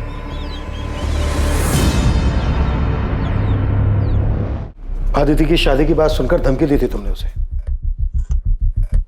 कि वो सिर्फ तुम्हारी है, लेकिन फिर जब तुम्हें पता चला कि अदिति पहले से ही एक मामूली से टैक्सी ड्राइवर शाहिद से शादी कर चुकी है तो बहुत गुस्सा आया होगा तुम्हें, बहुत चोट पहुंची होगी, क्योंकि एक मामूली सा टैक्सी ड्राइवर तुम्हारी जगह जो ले चुका था।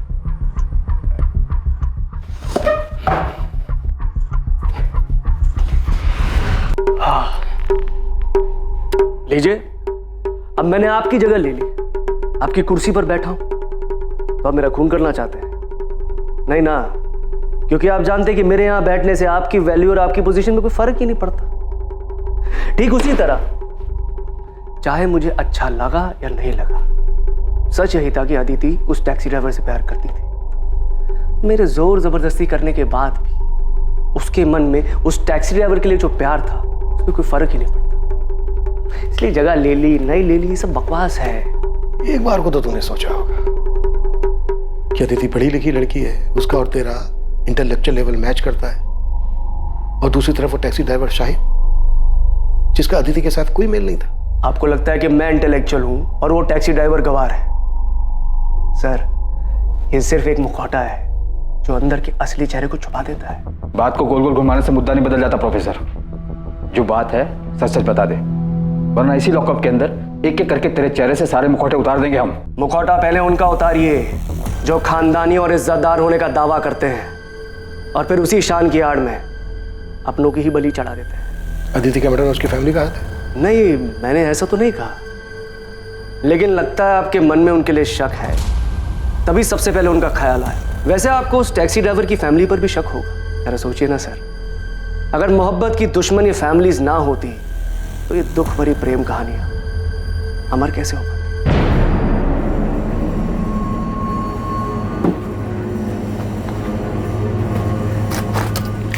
सुनिए, खाना लग गया है। हाँ, इतने पैसे? वो ऑफिस में एक एम्प्लॉय की माँ हॉस्पिटल में एडमिट है, उसकी मदद के लिए।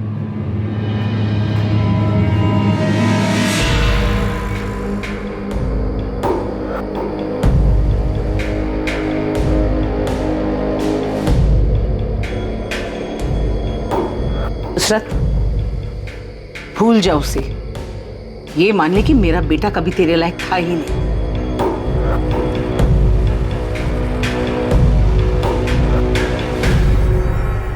साहब, मेरा भाई असलम दिल का बहुत अच्छा है, उसने कभी किसी का बुरा नहीं चाहा, लेकिन शाहिद की दूसरी निकाह की बात सुनकर वो बहुत गुस्सा हुआ था। शायद इतने गुस्से में मैंने उसे पहले कभी नहीं देखा। आपा, मैं बता दे रहा हूँ, मैं उसे नहीं छोड़ूंगा। तूने मुझे फोन क्यों नहीं किया जब वो यहाँ आया था? और वो कहाँ गया है, कुछ बोल के गया है? नहीं। शायद वापस से कानपुर गया होगा, वहां का पता है मेरे पास। अभी जाके मालूम करता हूँ और उसका ऐसा बुरा हाल करूंगा, उसको और उस बेगैरत लड़की दोनों को तुझे धोखा देने की ऐसी सजा दूंगा ना आपा, तू देख। असलम, ये क्या कह रहे हो तुम ऐसा कुछ नहीं करोगे? अरे छोड़ आपा। असलम, वादा करो मुझसे, तुम शाहिद को कुछ नहीं करोगे। असलम, मैंने अपने भाई को गुस्से में आपा खोते हुए पहले भी देखा है। शाहिद पे तो वो बहुत ज्यादा गुस्सा था, यहाँ तक कि उसे सबक सिखाने के लिए वो कानपुर भी गया था। सर, शाहिद के कॉल रिकॉर्ड्स और फोन लोकेशन स्कैन किए। 8 सितंबर के बाद से उसका फोन स्विच ऑफ आ रहा था, लेकिन अजीब बात यह है कि 12 सितंबर की सुबह उसका फोन फिर से स्विच ऑन किया गया, जिसकी फोन लोकेशन नोएडा की थी, और उसके बाद चंद मिनटों बाद ही उसका फोन फिर से स्विच ऑफ किया गया। उसके बाद से अभी भी ऑफ आ रहा है। अदिति का मर्डर हुआ था 11 सितंबर की रात को, तो मर्डर के बाद शाहिद का फोन क्यों ऑन हुआ होगा? तो कहीं प्रोफेसर विनीत का इशारा सही तो नहीं था? मतलब शाहिद और अदिति किसी मुसीबत में थे, शायद किसी की गिरफ्त में, जहां पर अदिति का मर्डर हुआ, और शाहिद किसी तरह से अपनी जान बचाकर भागा और उसने अपनी जान बचाने के लिए फोन ऑन किया होगा। लेकिन इसके पहले कि शाहिद कॉल करता वो पकड़ा गया, और इसकी वजह से उसका फोन अभी तक बंद आ रहा है। ये काम अदिति के ताऊ जगमोहन या फिर शाहिद के साले असलम का हो सकता है। एक बात समझ में नहीं आ रही है, अदिति और शाहिद कहीं भी जा सकते थे, लेकिन ये नोएडा ही क्यों है? क्या नोएडा में इनका कोई है? सर, अदिति का तो पॉसिबल नहीं है, पर शायद शाहिद का कोई दोस्त या रिश्तेदार यहाँ नोएडा में रहता हो जिसकी मदद से वो दोनों यहाँ पे आए। शाहिद के कॉल रिकॉर्ड से एक बार फिर से स्कैन करो। देखो फोन बंद होने से पहले उसने नोएडा के किसी नंबर पर बात की थी क्या? शाहिद का फोन ऑफ होने से पहले उसकी उस पूरे हफ्ते सिर्फ 5 नंबर पे बात हुई है, इन 5 नंबर पर। शायद इनमें से कोई नोएडा में रहता हो। असल शाहिद की लास्ट बात 443790 पर हुई है। मैंने इस नंबर के कॉल रिकॉर्ड्स मंगवाए। इस नंबर पर डायरेक्ट बात करो। शायद इसको पता हो कि शाहिद और अतिथि के साथ क्या हुआ। हेलो, आप कौन? मैं असिस्टेंट सब इंस्पेक्टर सुधा अवस्थी बोल रही हूँ। जी मैडम, मैं मनोज गोयल बोल रहा हूँ। क्या आप नोएडा में रहते हैं? जी हाँ मैडम, मैं नोएडा में ही रहता हूँ। शाहिद बेग को जानते हो? जी हाँ मैडम, मैं जानता हूँ शाहिद बेग। शाहिद बेग गायब है। उसके फ़ोन से जो 8 सितंबर को लास्ट कॉल किया गया था वो आपके नंबर पे किया गया था। मयूरी बाग पुलिस स्टेशन आ जाइए, आपसे बात करें। अरे साहब, आप लोग ये क्या कह रहे हैं? मैंने कुछ नहीं किया है। असलम, छूट नहीं हमसे, समझा? हमें पता है कि तुझे अपने जीजा पर बहुत गुस्सा था और तू अपने जीजा को और उसकी दूसरी पत्नी अदिति को सबक सिखाना चाहता था, और तुम दोनों के पीछे कानपुर भी गया था। हाँ साहब, मैं कानपुर गया था क्योंकि उस कमीने ने मेरी आपा को धोखा दिया था। लेकिन साहब, जब मैं उसके घर पहुंचा तो वहां ताला लगा हुआ था। साहब, मुझे वहां कोई नहीं मिला तो मैं रायबरेली वापस लौट आया। और साहब, अगर मुझे वो शाहिद मिल भी जाता तो मैं उसे 2 हाथ मारकर छोड़ देता, उसकी जान थोड़ी ना लेता। आखिर मेरी आपा का पति है वो, उसको मारकर मैं अपनी आपा को बेवा नहीं कर सकता था साहब। मैं तो सिर्फ उसे सबक सिखाने के लिए, डराने धमकाने के लिए गया था ताकि वो उस लड़की को छोड़कर मेरी आपा के पास वापस आ जाए। मान लिया कि तू अपनी बहन के पति को नहीं मार सकता था, पर तू अपनी बहन के सौतन को मार के अपनी बहन के घर को दोबारा तो बसा सकता था ना? साहब, मैंने किसी को नहीं मारा है साहब। अच्छा, तो तू 10 से 12 सितंबर के बीच नोएडा में नहीं था? नहीं साहब, मैं यही रायबरेली था, बस कानपुर गया था और वहां से आने के बाद कहीं नहीं गया। तेरे कॉल रिकॉर्ड्स मंगवाए हमने, समझा? अगर पता चला ना कि तूने झूठ बोला हमसे तो कानपुर तो क्या, तू इस थाने के बाहर 4 कदम चलने लायक नहीं बचेगा, समझा? पुलिस अलग अलग दिशाओं में हाथ पैर मार रही थी, लेकिन इस केस की तहकीकात ने अब तक कोई दिशा नहीं पकड़ी थी। किसी भी संदिग्ध के खिलाफ कोई पुख्ता सबूत नहीं मिल रहा था, और दूसरी तरफ शाहिद के बारे में भी कोई खबर नहीं मिल पाई थी। लेकिन अब जो खबर सामने आने वाली थी उससे इस केस का रुख बदलने वाला था।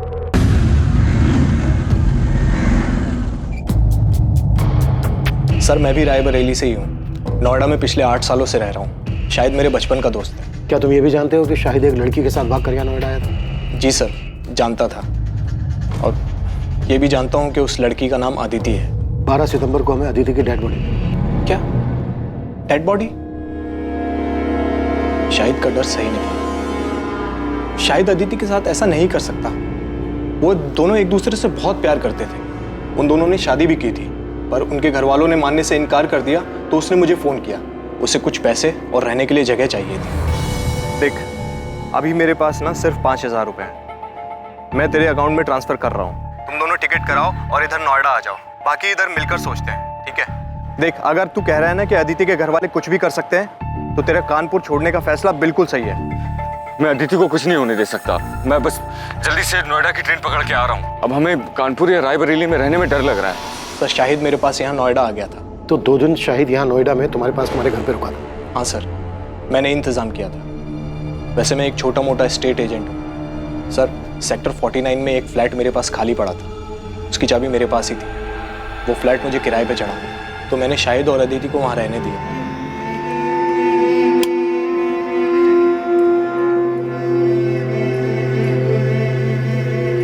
भाई, घर ज़्यादा बड़ा तो नहीं है, लेकिन तुम लोग अपनी गृहस्थी बसा सकते।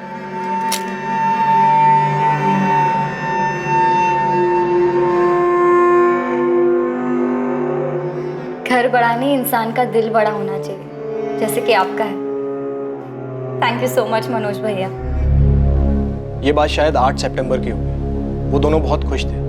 मैं चाबी देके वहाँ से निकल गया, और शाहिद ने मुझे बताया था कि वो अपना फ़ोन ऑफ रखेगा, तो मेरी इस बीच उससे कोई बात नहीं हुई। 2 दिन बाद 10 तारीख को जब मुझे वक्त मिला तो मैं उनका हाल चाल लेने के लिए वहाँ पहुँचा।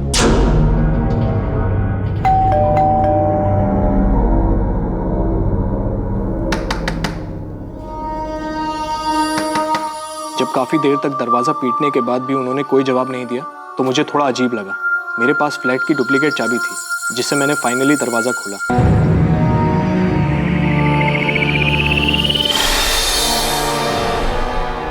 लेकिन अंदर का नज़ारा देखकर मैं हैरान रह गया। पूरा घर बिखरा पड़ा था। शाहिद, अदिति। मैंने अंदर जाकर भी देखा, लेकिन दोनों अदिति और शाहिद वहां नहीं थे। सर, मैंने शाहिद का फोन भी ट्राई किया था, लेकिन वो बंद था। मुझे समझ नहीं आ रहा था कि वहां हुआ क्या था। तुम्हें अपने दोस्त की इतनी चिंता थी तो फिर पुलिस को फोन क्यों नहीं किया? घर इतनी बुरी तरह से तहस नहस था, तो तुम्हें लगा नहीं कि कोई बड़ी बात हो सकती है? वो दोनों किसी मुसीबत में हो सकते हैं। सर, मैं डर गया था घर को उस हालत में देखकर। और फिर अगर घर के मकान मालिक को ये बात पता चल जाती कि मैंने ऐसे ही ये घर किसी को दे दिया तो मैं बहुत प्रॉब्लम में फंस जाता सर। इसलिए 2 दिन तक मैंने किसी को कुछ नहीं कहा। फिर मुझसे रहा नहीं गया सर। मैं पुलिस के पास आने ही वाला था कि शाहिद का फोन मुझे आया। 2 दिन बाद यानी कि 12 तारीख को। लेकिन अदिति का मर्डर तो 11 तारीख की रात को हुआ था। और शाहिद का फोन तो बंद था। इनफैक्ट 12 सितंबर की सुबह को कुछ सेकंड के लिए उसने अपना फोन ऑन किया था, लेकिन उस बीच उसने कोई कॉल नहीं किया था। हाँ मैम, उसने अपने मोबाइल से नहीं, किसी अनजान नंबर से कॉल किया था। मनोज, वो लोग अदिति को उठा के ले गए। अरे कौन ले गया, कहाँ ले गया? उस दिन घर में हुआ क्या था शाहिद? मैंने उसको प्रॉमिस किया था मैं उसे कुछ नहीं होने दूंगा, लेकिन मैं उसको नहीं बचा पाया मनोज। नहीं बचा पाया मतलब? क्या हुआ अदिति को? तुम दोनों ठीक तो हो ना? मुझे उसके बगैर नहीं जीना मनोज। कोई मतलब नहीं है जीने का उसके बगैर। Hello Shahid, hello.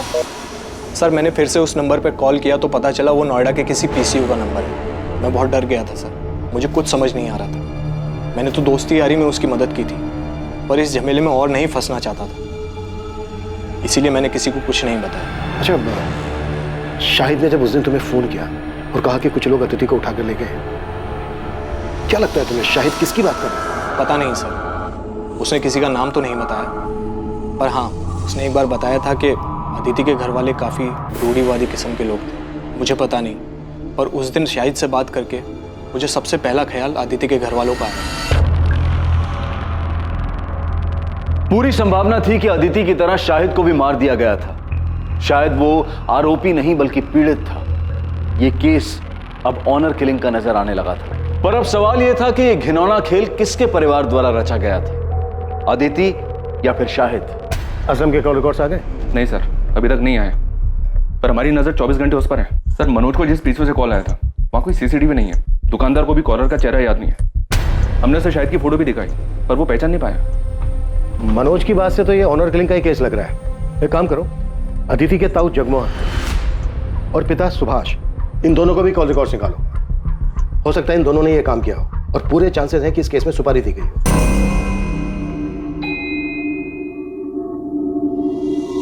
कहीं जा रही हो? हाँ, वो थोड़ा बाजार जा रही थी, सामान लाना था। अरे तो ड्राइवर को बोल देती, वो लेके आता। अरे नहीं, यही पास के बाजार ही जा रही हूँ, पैदल चली जाऊंगी, इसी बहाने थोड़ा चलना हो जाएगा। चलती हूँ।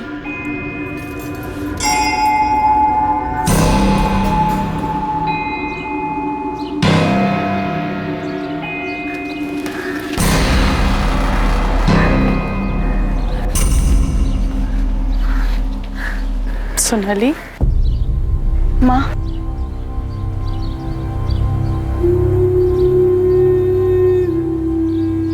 सोनाली, तुझे ये जगह याद है? तुझे और अदिति को ये जगह बहुत पसंद थी। तू तो दूसरे बच्चों के साथ खेलती थी, लेकिन अदिति चुपचाप एक जगह बैठकर किताब पढ़ा करती थी। मैंने जो किया उसके लिए अब तक नाराज हो आप मुझसे, या आप पापा से डरती हैं कि उन्हें पता चल गया तो बवाल मचा देंगे? सोनाली, ये सब इतना आसान नहीं है। हम जिस समाज में रहते हैं, बस इसी समाज की वजह से आज तुम्हारी दोनों बेटियां तुमसे अलग हैं, और पापा की इस रूढ़िवादी सोच की वजह से ना आज अपनी एक बेटी को हमेशा हमेशा के लिए खो चुकी हैं आप। घर में अगर कम से कम आपने अदिति को समझने की कोशिश की होती ना, तो इस तरह घर से भागी नहीं होती। शायद उसके अकेलेपन का सहारा इसीलिए बन पाया क्योंकि हम लोग, उसका परिवार उसको समझ ही नहीं पाए, और इन्हीं सभी बंदिशों की वजह से उसने ये बगावत की थी। लेकिन इस बगावत का क्या फायदा? आखिर सजा तो उसे ही भुगतनी पड़ी ना। इसका मतलब अदिति की मौत उसकी बगावत की सजा थी। माँ, मुझे सच सच बताओ, क्या अदिति को मरवाने में पापा का हाथ था? मुझे नहीं पता सोनाली, और सच पूछो तो मैं जानना भी नहीं चाहती। इसका क्या मतलब है माँ? आप कुछ जानती हैं? अदिति की मौत के बारे में आप कुछ जानती हैं?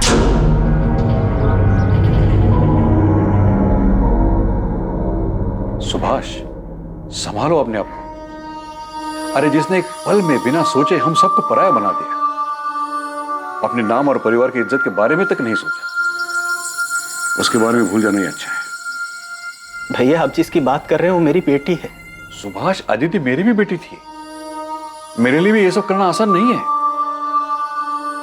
लेकिन अपने परिवार और प्रतिष्ठा बनाए रखने के लिए हमने जो फैसला लिया है वो बिल्कुल सही है। जब से अदिति की लाश देखी है तब से घूम फिर कर ये बात मेरे मन में आके अटक जाती है। फिर लगता है कि नहीं, वो ऐसा कुछ नहीं कर सकते, लेकिन उनकी बातें याद आ जाती हैं और फिर लगता है कि इन सब के पीछे इन्हीं का हाथ है।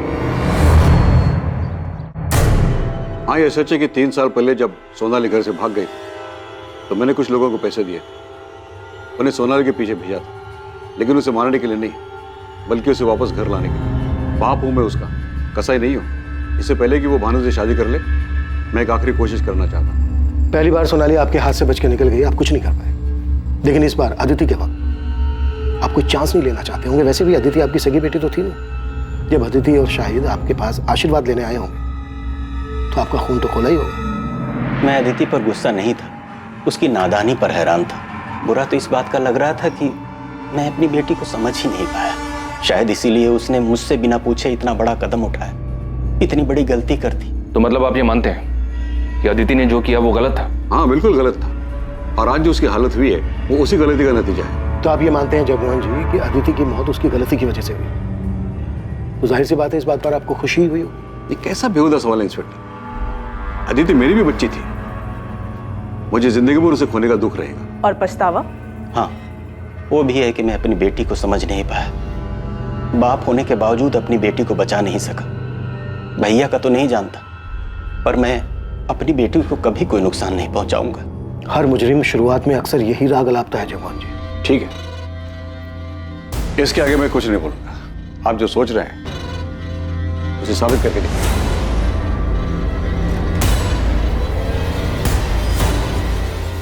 पॉसिबल है अदिति के ताऊ जगमोहन ने ही अदिति और शाहिद दोनों की सुपारी दी। बड़े लोग हैं सर, इतना तो पक्का है कि खुद के हाथ गंदे नहीं किए होंगे।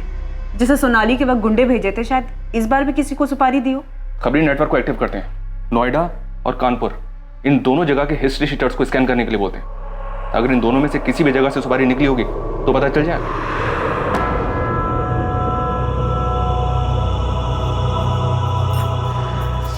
नुसरत बेटा, मैं समझती हूँ जो कुछ भी हुआ उसके बावजूद शाहिद तुम्हारा शौहर है, तुम्हें उसकी याद तो आती होगी, लेकिन जो गलती शाहिद ने की ना वो माफी के लायक नहीं थी। मैंने वही किया जो मुझे सही लगा। यही तो मुश्किल है ना अम्मी, आप सब ने वही किया जो आप सबको सही लगा। आपको सही लगा तो आपने शाहिद की मर्जी के बगैर उनका निकाह हमसे करवा दिया। शाहिद को सही लगा तो उन्होंने मुझे बिना बताए अपना जीवन साथी चुना। आपको सही लगा तो आपने उनको घर से निकाल दिया। असलम को सही लगा तो उन्होंने, इन सब में मैंने तो अपना सब कुछ खो दिया ना आज मेरे पास शौहर है, ना आज मेरे पास औलाद है। अरे मुझे तो ये तक भी नहीं पता कि शायद जिंदा है या नहीं। अम्मी, अगर आज तक आप सब कुछ सही करती आई तो मेरे साथ गलत कैसे हो गया? कुछ समझ में नहीं आ रहा है। इतने सारे सस्पेक्ट्स हैं पर किसी के खिलाफ भी कोई पुख्ता सबूत नहीं मिल रहा है। सर, अदिति के ताऊ जगमोहन रावत, पिता सुभाष रावत और प्रोफेसर विनीत अग्रवाल, इन सबके कॉल रिकॉर्ड स्कैन किए, सब क्लियर है सर। पर ये असलम के कॉल रिकॉर्ड में सर गड़बड़ दिखाई दे रहा है। 10 और 11 सितंबर को इसका फोन स्विच ऑफ था। उसे अदिति और शाहिद के नोएडा जाने के बारे में खबर मिल गई होगी। उसने इन दोनों का पीछा किया होगा और मौका देखते ही मर्डर कर दिया होगा, और इस दौरान जानबूझकर अपना मोबाइल फोन बंद रखा होगा ताकि उसकी लोकेशन किसी को पता ना चल पाए। तो शाहिद का दोस्त मनोज गोयल, जिसने शाहिद और अदिति को लास्ट टाइम देखा था, वो भी रायबरेली से है। सर शायद मनोज भी असलम को जानता हो, उसे आइडिया हो कि असलम नोएडा आया था या नहीं। बात करो मनोज। और मैं असलम को उठाता हूँ सर। पता नहीं क्यों मुझे ऐसा लग रहा है कि हम कोई लिंक मिस कर रहे हैं। कुछ तो है जो सही नहीं बैठ रहा है कि अदिति का कातिल खेल खेल रहा है हमारे साथ। है हिम्मत मुझ में पर उम्मीद थोड़ी कम, कर दे दो तुम साथ तो साथ उड़ जाएं हम। Very nice, it's actually very nice. एक काम करना, अपने इस असाइनमेंट का एंड तुम इसी पोएम से करना। इनफैक्ट तुम ये पोएम पूरी क्लास के सामने सुनाओगे। नहीं नहीं सर, अब आपके सामने बोल लिया पर सबके सामने नहीं बोल पाऊंगी। अरे क्या हुआ, जैसे मेरे सामने बोला वैसे सबके सामने बोलना। डोंट गेट स्कैर्ड, मैं हूं ना। आपकी बात अलग है सर, आप शायद ऐसे इकलौते इंसान हैं जिसके सामने मैं ऐसे पोएम सुना पाई, क्योंकि मैं आपके साथ बहुत कंफर्टेबल फील करती हूँ। झूठ झूठ बोला था तुमने। मैं इकलौता नहीं था, कोई और भी था।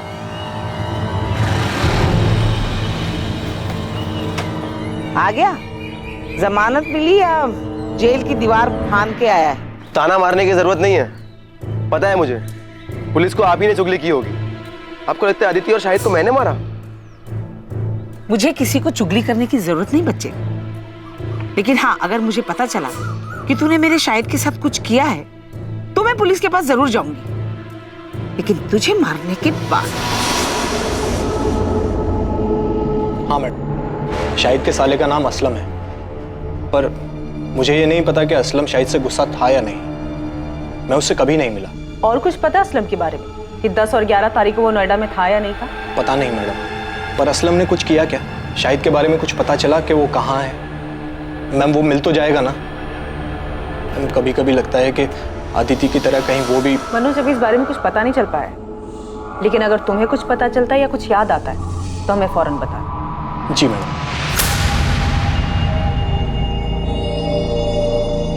ये क्या तमाशा लगा रखा है आप लोगों ने?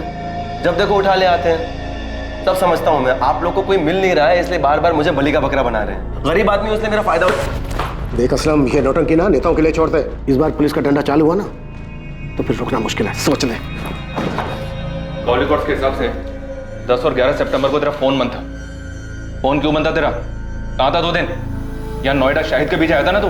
नहीं सर, दोनों दिन मैं अपने घर पर ही था। मेरा फोन खराब हो गया था इसलिए बंद था, और मैं बीमार था इसलिए फोन ठीक करवाने बाहर नहीं जा पाया। इन 2 दिन में तेरे साथ था कोई जो तेरी इस बात को कंफर्म कर सके? ये इत्तेफाक नहीं हो सकता असलम कि जिस रात अदिति का मर्डर हुआ उस रात तेरा फोन भी खराब था।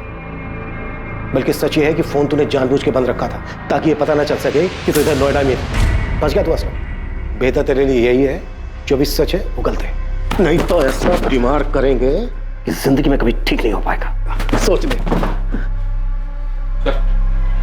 असलम को बुरी तरह से तोड़ा, लेकिन अभी वो वही रट लगाया हुआ है कि 10 और 11 सितंबर को रायबरेली में ही था।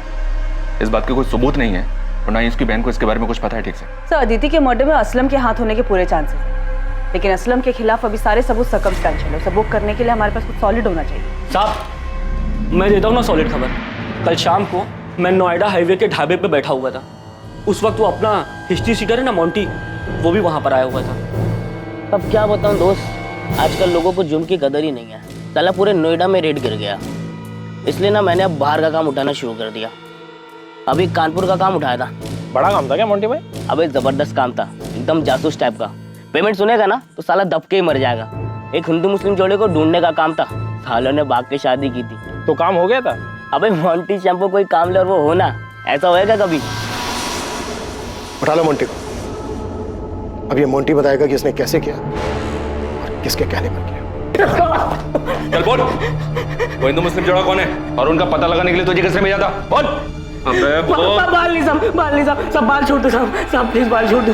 आजकल फैशन में है ना, बिना बाल वाले हीरो की फिल्में ज्यादा हिट हो रही। चल बेटा, तुझे डायरेक्ट हीरो बनाते हैं। यादव, जरा कैंची तो लेकर।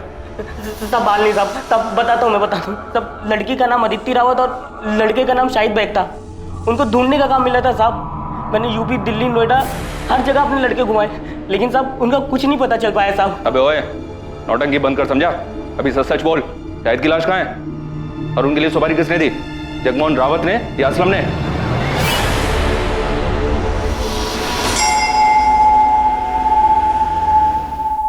देखिए, बात को घुमाइए मत, सीधे सीधे बोलिए कि आपको लगता है मैंने अदिति को मारा है और आप मुझे गिरफ्तार करने आए। हम आपको नहीं, आपके भाई को गिरफ्तार करने आए।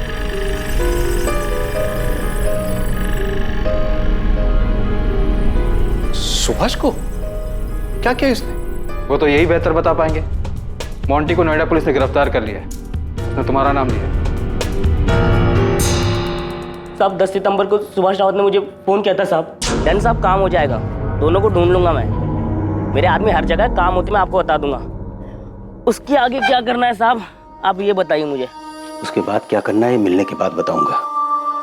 उनके मिलते ही मुझे फोन करना, तुरंत।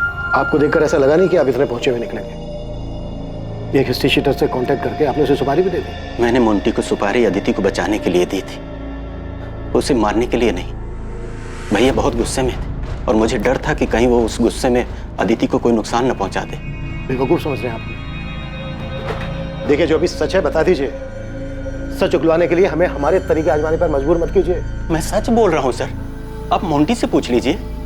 क्या मैंने एक बार भी उसे अदिति या शाहिद को मारने के लिए कहा था? नहीं, मैंने उसे उन दोनों को ढूंढने के लिए कहा था। इसके बाद की प्लानिंग मैं पहले ही कर चुका था। मैं उन्हें सबसे छुपाकर चेन्नई भेजने वाला था, अपने दोस्त वेंकटेश मूर्ति के पास। वो मेरा कॉलेज का फ्रेंड है और मैं उसे अच्छी तरह से जानता हूँ, मुझे उस पर भरोसा था, इसलिए मैंने सारी बातें उसे पहले ही बता दी थी। लेकिन इससे पहले कि मोंटी अदिति का पता लगा पाता, हमें अदिति की लाश मिलने के बारे में पता चला। अगर आपको फिर भी यकीन नहीं है तो आप वेंकटेश से पूछ लीजिए, उसका नंबर है मेरे पास। अदिति का मर्डर 11 तारीख को और 12 तारीख को शाहिद ने अपने दोस्त को फोन किया था कि कुछ लोग अदिति को उठाकर ले गए। मनोज, वो लोग अदिति को उठा के ले गए। आपको क्या लगता है शाहिद का दोस्त आपके भाई जगमोहन की बात कर रहा था? मुझे अंदाजा ही नहीं था कि मेरा अपना भाई मेरे बारे में इतनी घटिया सोच रखता है। ज्योति, तुम्हें भी ऐसा ही लगता है? ओह, तो आज मेरे समझ में आया कि मेरा परिवार मेरे बारे में क्या जानता है, क्या समझता है। क्योंकि आपने कभी किसी को समझने का मौका ही नहीं दिया ना। सुभाष, मैंने हर फैसले में तू मेरे साथ खड़ा था। मैंने कभी कोई फैसला अकेले में नहीं लिया है। हम लोग भाई है सुभाष, हमारी परवरिश, हमारी सोच एक सी है। अदिति के देर से घर आने से लेकर उसके जीन्स पहनने, लड़कों के साथ बात करने, पढ़ाई के लिए बाहर जाने तक तुझे भी हर बात खटेती थी जितनी कि मुझे। और अगर ऐसा नहीं था तो तूने मुझे टोका क्यों नहीं? क्योंकि तू भी वही चाहता था। फर्क सिर्फ इतना है कि तूने हर बार बंदूक मेरे कंधे पर रखकर चलाई। अदिति और शाहिद की शादी से तुझे भी उतना ही बुरा लगा था जितना कि मुझे। क्या पता तूने मोंटी को उन्हें बचाने के लिए भेजा था या मारने के लिए। आप कह रहे हो कि मैं खुद अपनी बेटी को मरवाऊंगा? अच्छा, अपनी बेटी? आज जब तेरी अपनी बेटी की बात आई तो तूने बिना सोचे समझे मुझ पर उंगली उठा दी। सुभाष, एक ही सिक्के के दो पहलू है हम। फर्क सिर्फ इतना है कि हमारे चेहरे अलग अलग हैं। तूने मुखड़ा पहन रखा है और मेरा सच सबके सामने है। जब शक दिलों में घर कर जाता है तो रिश्तों में भी दरारें पड़ने लगती हैं, और यहां भी ऐसा ही हो रहा था। सभी एक दूसरे पर शक कर रहे थे, आरोप लगा रहे थे, लेकिन दावे के साथ किसी के पास भी कहने के लिए कुछ नहीं। आखिरकार पुलिस को एक ठोस सुराग मिलने वाला था। कातिल के चेहरे पर से मुखौटा उतरने वाला था।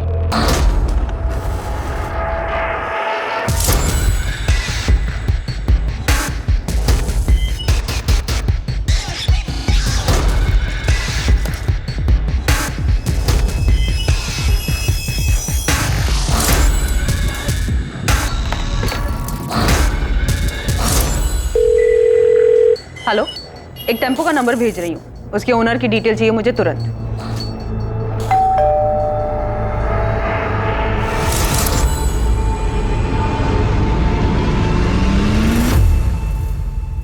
मैं जानता हूं तुम्हारी मां तुमसे छुप कर मिलती है। तुम्हारे लिए अच्छा ही होगा तुम हमारे परिवार से दूर रहो और ये बात दोबारा मुझे दोहरानी न पड़े। छूट क्या रहा है उसे? असलम भी कुछ नहीं बोल रहा है, उसके खिलाफ भी कुछ नहीं मिल रहा है, बाकी सबके कॉल रिकॉर्ड्स भी क्लीन है। चोरी किए गए गहनों के बारे में भी अभी तक कोई इन्फॉर्मेशन नहीं मिली था। तकरीबन 15 लाख के थे, पक्का कातिल के पास ही होंगे। क्योंकि अगर उसने गहने बेचने की कोशिश की होती तो नोएडा, कानपुर या रायबरेली के किसी ज्वेलरी शॉप से ऐसी कोई खबर सामने आ ही जाती। 12 सितंबर की सुबह 2:54 पे ये टेम्पो चिवारी गांव की तरफ मुड़ा था। उस रात भर में ये अकेला व्हीकल है जो 1 बजे के बाद उस रास्ते से गुजरा था। तो मुझे पूरा यकीन है अदिति को इसी टेम्पो में ले जाया गया होगा। और सर, सबसे बड़ी बात, इस टेम्पो के ड्राइवर ने बताया कि उसके मालिक ने अचानक से उस रात फोन करके ये टेम्पो मंगवाया था। इसका मालिक का नाम?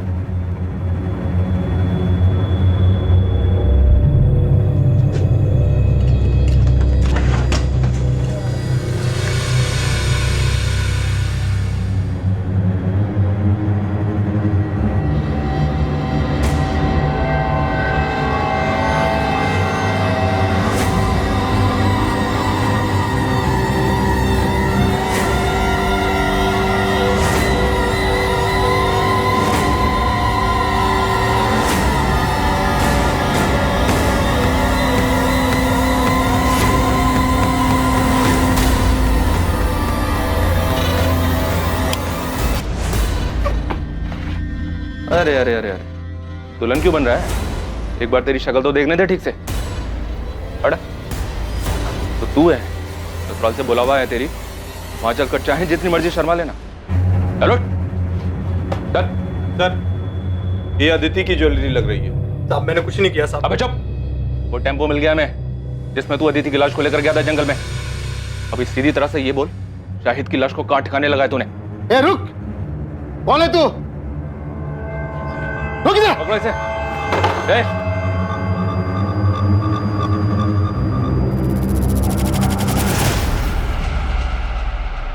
शाहिद बेग, ये जब से आया तब से इसने मुझे एक बार भी गहने छूने तक नहीं दिए। आज जब ये खाना लेने बाहर गया, मैंने सोचा 2-4 गहने निकाल ले। मेरे साथ गद्दारी कर रहा था। इतना गिरा हुआ इंसान है। बंद करिए नौटंकी। और ये कैसी प्रेम कहानी है जिसमें लैला मर गई और मजनू अभी तक जिंदा है और उसके गहने दबाकर बैठा है? ऐसा मत कहिए सर, सच्चा प्यार कर देते हम दोनों। निकाह भी किया था हमने, सबकी सहमति से नया घर बसाना चाहते थे, लेकिन ऐसा हुआ नहीं। तो तुम अदिति को लेकर यहाँ नोएडा मनोज के घर ले आए और सर हम इसके दिए हुए घर में खुश थे।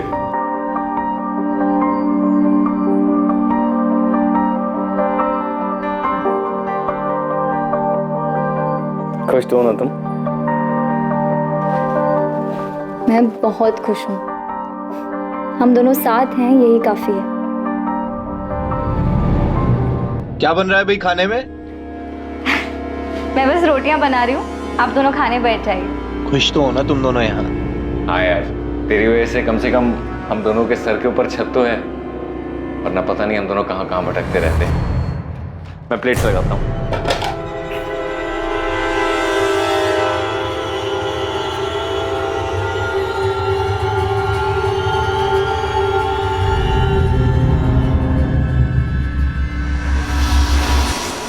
शाहिद ने मुझे कई महीने पहले अदिति की फ़ोटो भेजी थी। मुझे वो तभी से अच्छी लगने लगी थी, और जब मैंने अदिति को सामने से देखा तो मेरा दिमाग घूम गया। मुझे हर जगह हर वक्त वही दिखाई देती थी। बस एक बार उसे पूरी तरह से पाना चाहता था। उसे सामने से देखकर बहुत बेचैन हो गया था मैं।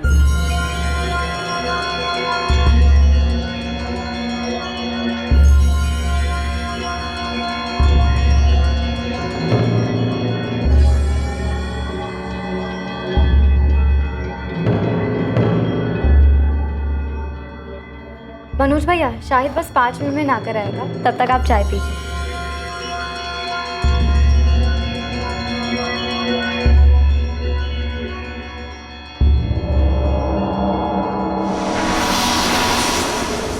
साहब, इस कमीने के मन में क्या चल रहा था मुझे जरा भी अंदाजा नहीं था। फिर आगे? मैं अदिति से अकेले में मिलना चाहता था, उसे एक बार छूना चाहता था। इसीलिए मैंने एक नौकरी के इंटरव्यू के बहाने इसे घर से दूर भेज दिया और खुद अदिति के पास चला गया।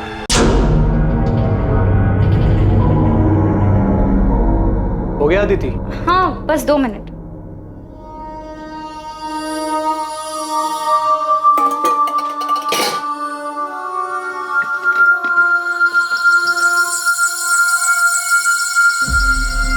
भैया आप वहाँ जाकर बैठिए ना, मैं चाय लाती हूँ। भैया क्यों बोल रही हो यार? नहीं, मैं तुम्हारा भैया हूँ, ना तुम मेरी भाभी। रात तो शाहिद भी नहीं है। ये क्या कर रहे हैं आप? वही जो शाहिद करता है। दूर रहिए, पागल तो नहीं हो गए? देखिए, आप मुझसे दूर रहिए वरना ठीक नहीं होगा। शादीशुदा शाहिद में ऐसा क्या है जो मुझ में नहीं है? मुझे क्यों मना कर रही है? तो पागल तो नहीं हो गए? अब जाइए यहाँ से।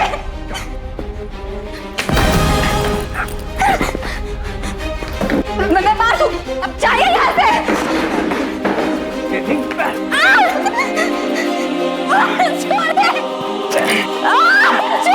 छोड़िए मनोज भैया।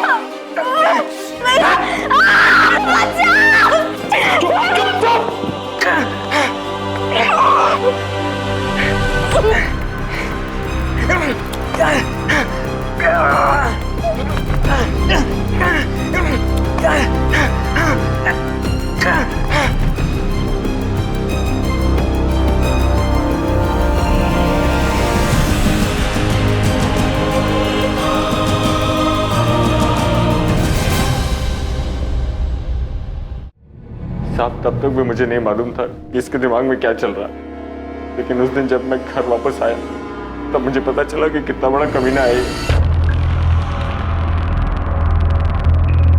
अदिति, अदिति, अदिति! ये क्या किया तूने? शाहिद शांत हो जा भाई, देख गलती हो गई यार, बहक गया था। बहक गया था? चल मेरी बीवी थी वो, प्यार करता था मैं उससे, छोड़ूंगा नहीं तुझे। शाहिद चल बोला ना यार, गलती हो गई। दिमाग शांत रख और मेरी बात ध्यान से सुन। देख रोग आकर अगर तूने ये ड्रामा किया ना तो देख हम दोनों फंसेंगे, और मैं बोल दूंगा कि इस कत्ल में तू भी शामिल है, और अदिति के घर वाले तुरंत मान जाएंगे। इसलिए हमारे लिए अच्छा यही होगा कि इस मामले को यहीं दबा दें। तुझे क्या लगता है तेरे बहकावे में मैं आ जाऊंगा? तेरा सच में दिमाग खराब हो गया है? देख देख शाहिद भाई, मेरी बात सुन यार, हम सालों पुराने दोस्त हैं यार, एक लड़की के चक्कर में अपनी दोस्ती खराब करेगा? अरे ये तो गई, वापस नहीं आएगी। इसके जैसी हजारों लड़कियां तुझे मिलेंगी। तुझे नई जिंदगी शुरू करनी थी ना, रायबरेली से बाहर निकलना था। मैं भी तेरे साथ चलूंगा, मेरे पास पूरा प्लान है, और हमारे पास इसके गहने भी हैं यार। हम दोनों की लाइफ सेट हो जाएगी, समझ रहा है मेरी बात?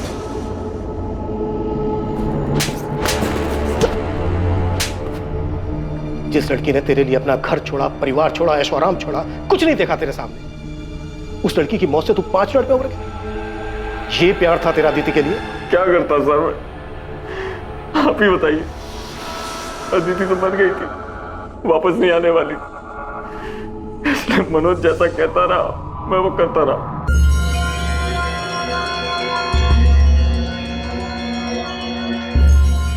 शायद देख, इस काम को हमें बहुत संभाल कर और आराम से करना होगा, समझा? इसकी लाश को ना इसमें डालकर ले जाएंगे, लेकिन अभी नहीं, देर रात को। मैं टेम्पो का जुगाड़ करता हूँ। मेरी दुकान में एक आदमी काम करता है जिसके पास पुराना टेम्पो है। अदिति की लाश को ठिकाने लगाने के बाद तू अपना फ़ोन ऑफ कर देना, और फिर 2 दिन बाद अपना फ़ोन ऑन करना, सिर्फ कुछ सेकंड के लिए। जब पुलिस को अदिति की लाश मिलेगी ना तो वो मुझसे पूछताछ करने आएगी, तो मैं उन्हें बताऊंगा कि तुम दोनों के पीछे कुछ लोग पड़े थे जिन्हें अदिति के परिवार वालों ने भेजा था। अदिति को उन्होंने मार दिया और तू अपनी जान बचाकर भागा। फिर तूने अपना फ़ोन ऑफ कर दिया, तुमने फ़ोन ऑन किया, फिर तुम भी पकड़े गए और तुम्हारा फ़ोन फिर तुरंत बंद हो गया। इसमें पुलिस को यही लगेगा कि या तो तूने खुदकुशी की है या तेरे परिवार वालों ने तुझे मारा है। और जब तक ये मामला शांत नहीं हो जाता, मेरे पास एक और ठिकाना है, तू वहाँ छुप जा, और सबसे पहले तेरा हुलिया बदलना पड़ेगा ताकि कोई तुझे पहचाने ना। कुछ गड़बड़ हो गई तो? मुझ पे भरोसा रख, ये मामला शांत हो जाने के बाद तेरे पास जो अदिति के गहने हैं ना, हम उसे बेच देंगे, बहुत पैसे मिलेंगे यार, अपनी लाइफ सेट हो जाएगी। चल लाश को बोरी में डालते हैं और रात को 1 बजे निकलेंगे, समझा?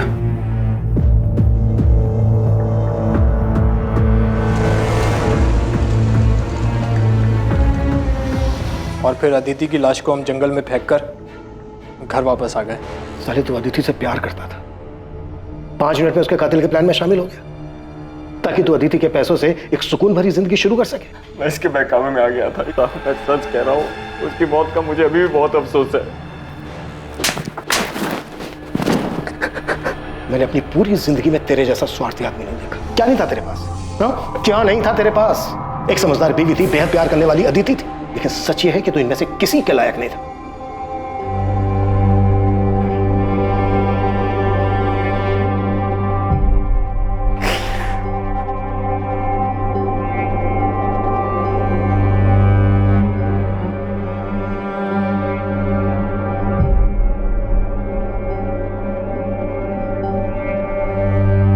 है तमन्ना उड़ जाऊं नीले गगन में, पर कैसे उड़ूं, बंदिशें हैं इन परों में। है कांटों की दीवार रोके मुझे, ये प्रतिष्ठा की परछाई टोके मुझे। है अरमा छू लूं सितारों को, तोड़ दूं इन बंदिशों इन दीवारों को। है हिम्मत मुझ में पर उम्मीद थोड़ी कम है, कर दे दो तुम साथ तो साथ उड़ जाएं। झूठ का पर्दाफाश अक्सर इंसानी मंसूबों का भद्दा चेहरा सामने ले आता है। मुखौटा उतरते ही सच्चाई अपने आप सामने आ जाती है और इंसान की स्वार्थी, घिनौनी और लालची मंशाओं पर रोशनी पड़ जाती है। लेकिन इससे ज्यादा खौफनाक हकीकत इंसान के अंदर छुपा हुआ अंधकार है, जिससे वो खुद भी वाकिफ नहीं होता और जिसका आभास उसे जिंदगी की मुसीबतों के साथ जूझते हुए ही होता है। शायद भी अपने भीतर छुपे अपने इस खतरनाक रूप को शायद नहीं पहचानता था। उसने स्वार्थी होकर सिर्फ अपने बारे में सोचा, लेकिन मुसीबत के वक्त उसकी स्वार्थी फितरत की वजह से उसका मुखौटा उतर गया और उसके पीछे छुपा असल घिनौना और भयानक चेहरा सामने आ गया। अब मैं अनूप सोनी आपसे विदा लेता हूं, फिर मुलाकात होगी एक और नए केस के साथ। देखते रहें क्राइम पेट्रोल सतर्क, सोमवार से शुक्रवार रात 10:30 बजे। और याद रखें, क्राइम और आपके बीच में सिर्फ इतना फर्क है कि आप कितने सतर्क हैं। सतर्क रहें, सुरक्षित रहें। जय हिंद।